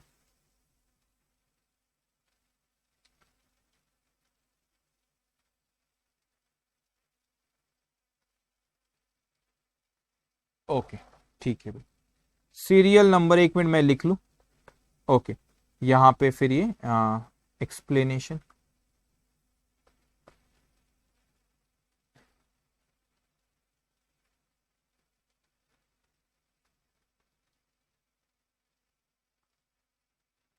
Explanation, उसके बाद ये मनोज, ये कौन है? ओनर दिख रहा है। ओके, फिर कौन है? क्लॉथ स्टोर, ये कौन है? बिजनेस। ओके, अब यहां पे बी पॉइंट पे आएंगे। बी पॉइंट पे आएंगे आप। बी पॉइंट क्या कह रहा है आपको? He employs a typist for official correspondence, pays him ₹450 per month, ठीक है। यहां पर आपसे बी पॉइंट आपसे कहता है भाई कि क्लॉथ स्टोर ने क्या किया। क्लॉथ स्टोर ने क्या किया? सर क्लॉथ स्टोर ने सर्विसेज लिया, कोई टाइपराइटर था, ठीक है, ये टाइपराइटर है, ये टाइपराइटर है। अब ये टाइप राइटर को उसने अपॉइंट किया, उसको यहाँ पे उससे सर्विसेज लिया। क्या सर्विसेज लिया भाई? टाइप राइटर टाइप करवाता हूँ, इसके बदले में उसको पैसा देता हूँ। तो बिजनेस का खर्चा बिजनेस से, बिजनेस का खर्चा बिजनेस से। तो यहाँ पे पूरा ही employs a typist for official correspondence, official मतलब बिजनेस का, बिजनेस के official correspondence and pays him ₹450 per month. अब वो 450 तो यहाँ पे कहां से? बिजनेस का है, तो बिजनेस का एक्सपेंस बिजनेस से, पर्सनल एक्सपेंस पर्सनल से। तो घर का खर्चा घर से, दुकान का खर्चा दुकान से, unless and until otherwise specified in the question. तो क्वेश्चन में कुछ बोला कि बिजनेस के खर्चे को कहां से दिया? नहीं, तो अपन यही मानेंगे कि बिजनेस से गया। ठीक है, तो घर का खर्चा घर से, बिजनेस का खर्चा बिजनेस से। तो यहाँ पे कौन इन्वॉल्व है बच्चों? क्लॉथ स्टोर इन्वॉल्व है, तो कौन? Business involve. तो यहाँ पे ओनर की बुक्स में रिकॉर्ड नहीं होगा और ये बिजनेस की बुक में रिकॉर्ड होगा। ओनर की बुक्स में रिकॉर्ड नहीं होगा और बिजनेस की बुक में रिकॉर्ड होगा। ओके, उसके बाद ये पॉइंट नंबर बी के बाद ये आपका आ गया point number C. Point number C, he buys a showcase for rupees, he buys a showcase for ₹350। अब यहां पर आप लिखेंगे, अब यहां पर ये नहीं बताया कि उसने जो शोकेस खरीदा वो डोमेस्टिक पर्पस के लिया, घर के लिए लिया कि दुकान के लिए लिया। ठीक है, अब यहां पे मैं लिखता, एक मिनट, क्लॉथ स्टोर। मैं ऐसा मान रहा हूं कि वो जो खरीदा गया, उसने जो खरीदा वो दुकान के लिए ही खरीदा गया, दुकान के लिए ही खरीदा गया। जिससे भी हमने खरीदे, मैं ऐसा मान रहा हूं कि दुकान के लिए ही खरीदे। ये जो शोकेस खरीदे, ये जो शोकेस खरीदे वो किसके लिए खरीदे? दुकान के लिए ही खरीदे। वो जो शोकेस खरीदे दुकान के लिए ही खरीदे। स्पेसिफाई नहीं किया उसने कि जो शोकेस खरीदा है, he buys a showcase for rupees something, कुछ अमाउंट दिया, तो स्पेसिफाई नहीं किया किसके लिए शोकेस खरीदा। मैं ऐसा मान रहा हूं कि दुकान के लिए शोकेस खरीदा गया। क्यों? क्योंकि भाई वो कपड़ों की दुकान है, वहां शोकेस सब रहती है रखी, उसी में तो कपड़े रखते। दुकानों में आप जाते हो, कोई कपड़ों की दुकान में जाओ, शोकेस कितनी रखी, तो उसी में रखे रहते हैं आपके कपड़े। तो स्पेसिफाई नहीं किया शोकेस कहां पे के लिया, दुकान के लिए लिया कि घर के लिए लिया, नहीं बताया। तो अपने को कुछ सोचना पड़ता, हमेशा नॉर्मल सोचना। तो यहाँ कपड़ों की दुकान है, हम यही मानेंगे शोकेस उसने दुकान के लिए लिया। तो उसने दुकान के लिए शोकेस लिया, उसके बदले में पार्टी को पैसे देगा। तो इसमें मनोज इन्वॉल्व है क्या? मनोज के घर के लिए कुछ हो रहा है क्या? नहीं। तो इसीलिए मनोज के पर्सनल इसमें नहीं आएगा और बिजनेस के इसमें ट्रांजैक्शन को रिकॉर्ड करा जाएगा, बिजनेस में ट्रांजैक्शन को रिकॉर्ड करा जाएगा। नेक्स्ट पॉइंट आपका डी पॉइंट, नेक्स्ट पॉइंट आपका डी पॉइंट। ठीक है, अब आपको क्या कह रहे हैं पे? ही सेल्स ओल्ड डोमेस्टिक फर्नीचर। अब देखो डोमेस्टिक वर्ड आया बच्चों, डोमेस्टिक का मतलब क्या होता है? ही sold old domestic furniture for ₹300, 300 रुपए में उसने ओल्ड डोमेस्टिक फर्नीचर खरीदा। अच्छा, एक और चीज अपन ने यहाँ पे क्या अज्यूम करे बच्चों, मैं बार बार कह रहा हूं, यहाँ पे स्पेसिफाई नहीं किया था उसने जो शोकेस खरीदा वो शोकेस किसके लिए खरीदा। क्या क्वेश्चन में स्पेसिफाई करा कि उसने शोकेस किसके लिए खरीदा? नहीं। तो हमने ये अज्यूम्ड करे, मैं लिख देता हूं, assumed that showcase is for shop. दुकान के लिए हमने खरीदे, हमने ऐसा अज्यूम करे, दुकान के लिए खरीदे हमने ऐसा अज्यूम करे।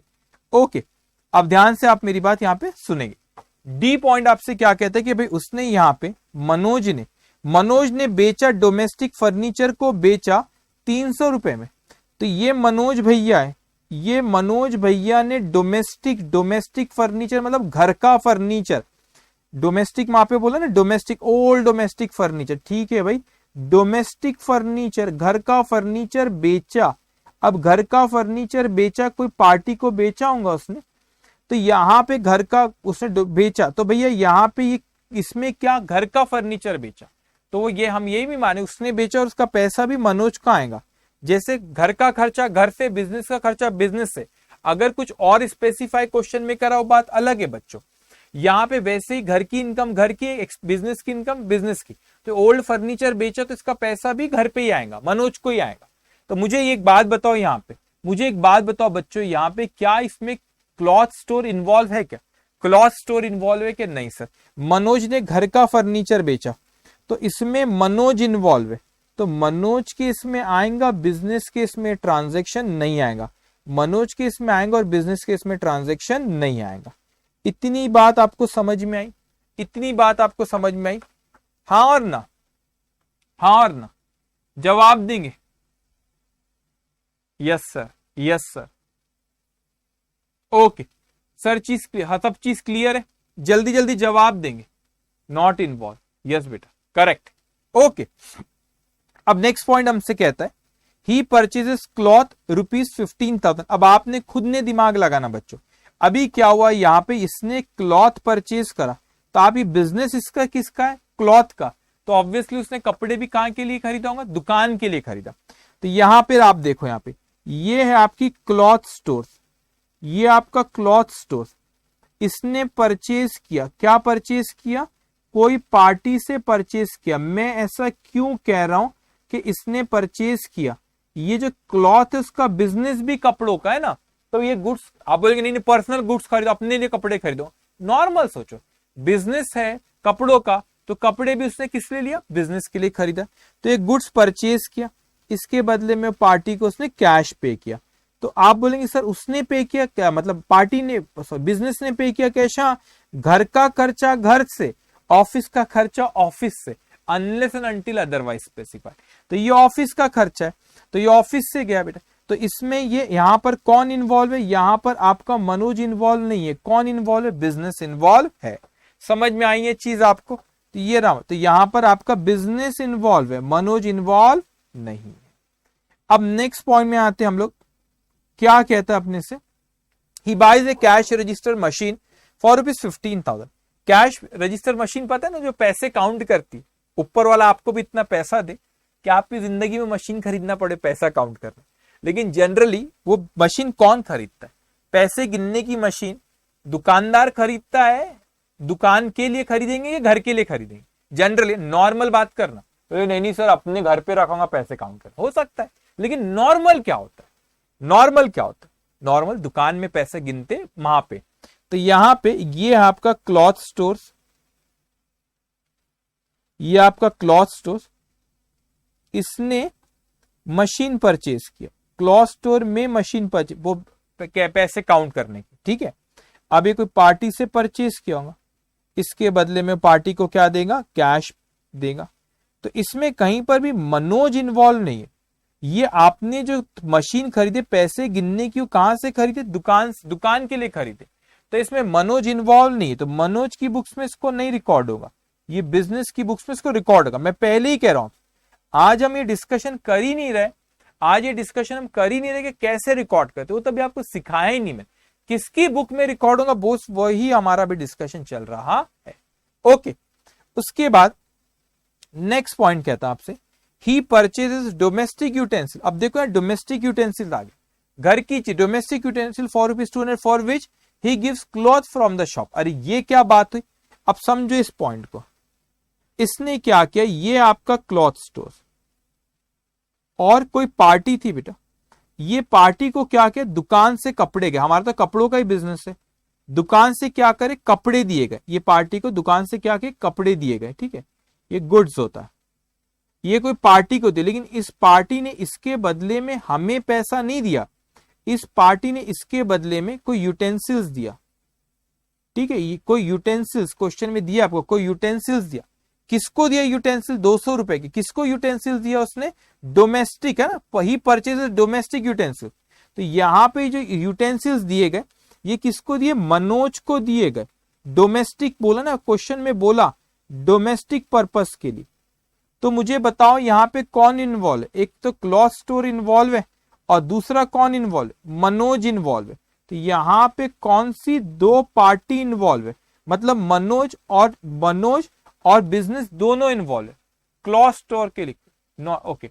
अब इसमें दोनों इन्वॉल्व है, तो बोथ यहां पे भी यस और यहां पर भी यस आएगा। मेरे को अभी देखो पर्सनल एक्सपेंसेस, ये इसका मत यहां पे पता है क्या हुआ, personal expenses paid by giving some cloth from the shop, उसके पर्सनल खर्चे दुकान से पे करेगा, दुकान से कपड़ों का बिजनेस है, कुछ कपड़े उठा के दे दिए गए जिससे भी हमने खरीदे थे। तो इसका मतलब क्या हुआ कि उसके पर्सनल एक्सपेंसेस पे करेगा दुकान से कैश में नहीं, दुकान कपड़ों का बिजनेस था तो कपड़े दे दिए गए पार्टी से जिससे भी यूटेंसिल्स लिए थे। आप मेरे को जल्दी से जवाब दो, जी पॉइंट तक सारे पॉइंट आपको समझे है क्या, जी पॉइंट तक सारे पॉइंट आपको समझे है क्या, जल्दी से जवाब दोगे बच्चों। फिर मैं उसके बाद ही एच पे आऊंगा। जी पॉइंट तक सारे पॉइंट आपको समझे के जल्दी से आप जवाब दो। Okay, yes sir, no sir, समझे तो यस सर, नहीं समझे तो नो सर आप वहां पे लिखोगे, जल्दी से जवाब देंगे बेटा। ओके, जी पॉइंट तक सारे पॉइंट आप लोग को समझे, कोई भी डाउट होगा पूछेंगे, समझ गए सारी चीजें, यस सर लिखेंगे, yes sir, clear, no doubt.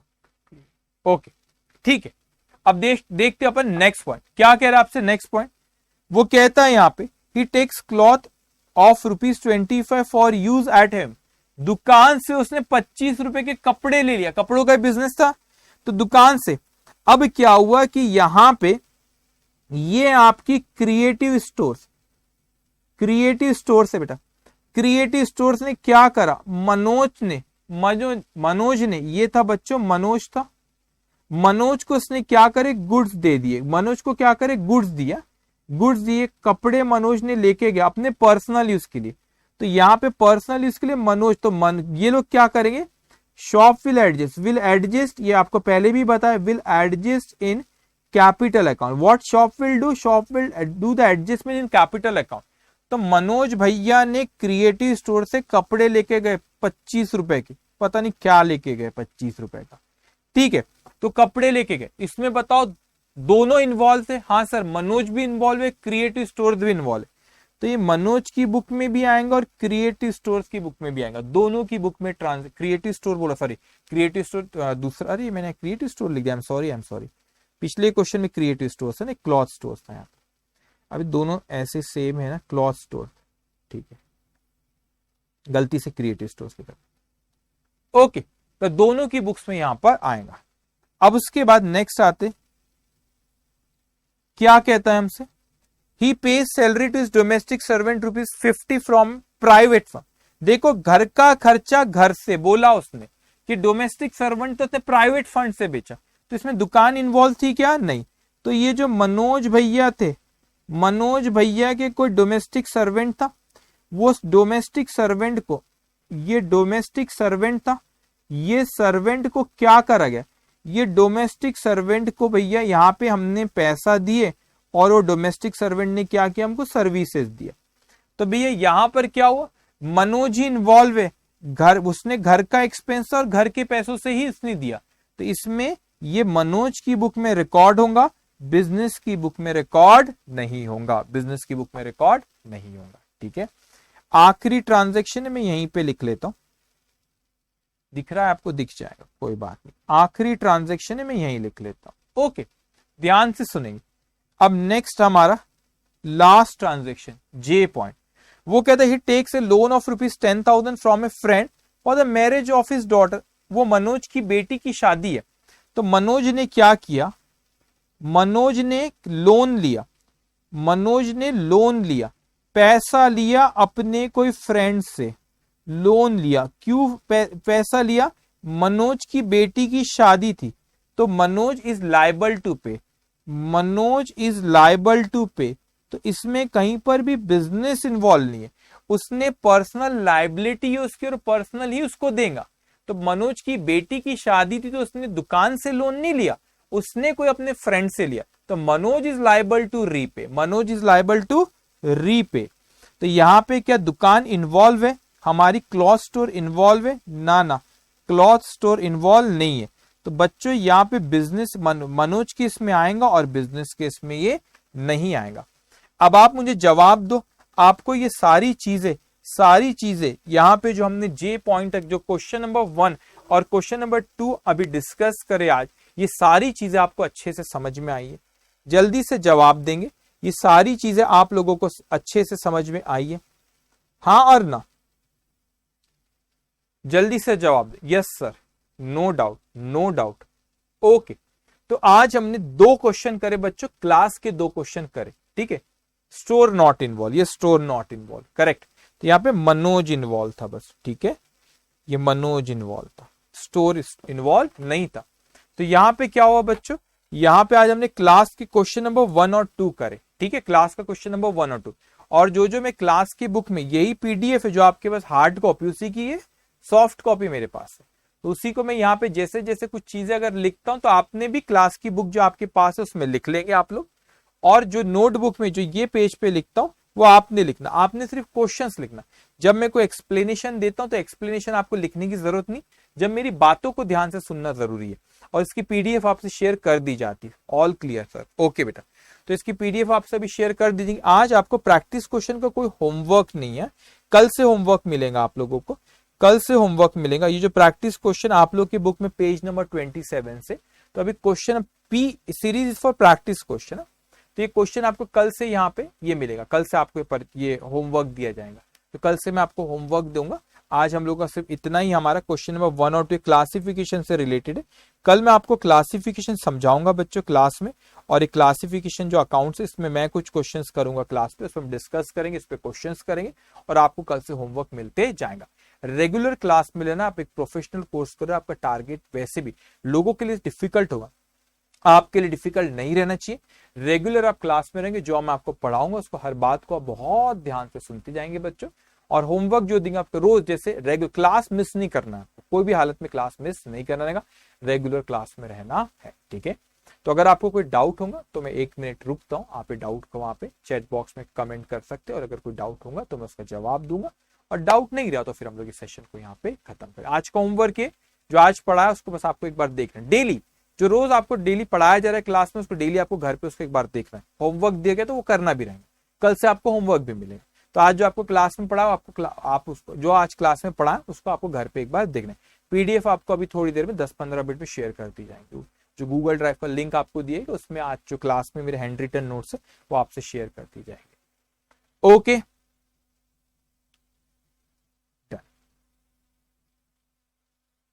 Clear? No doubt sir, no doubt, all clear. Easy easy तो ठीक है, अभी शुरू है, अभी अच्छे से बस बातों का आप मेरी सुनते जाओ, ठीक है। तो ये सेशन हम लोग यहाँ पे खत्म करते, कल हम लोग फिर से मिलेंगे 4:30 को, और हमारा आगे का डिस्कशन हम लोग शुरू करेंगे। So take care, bye bye.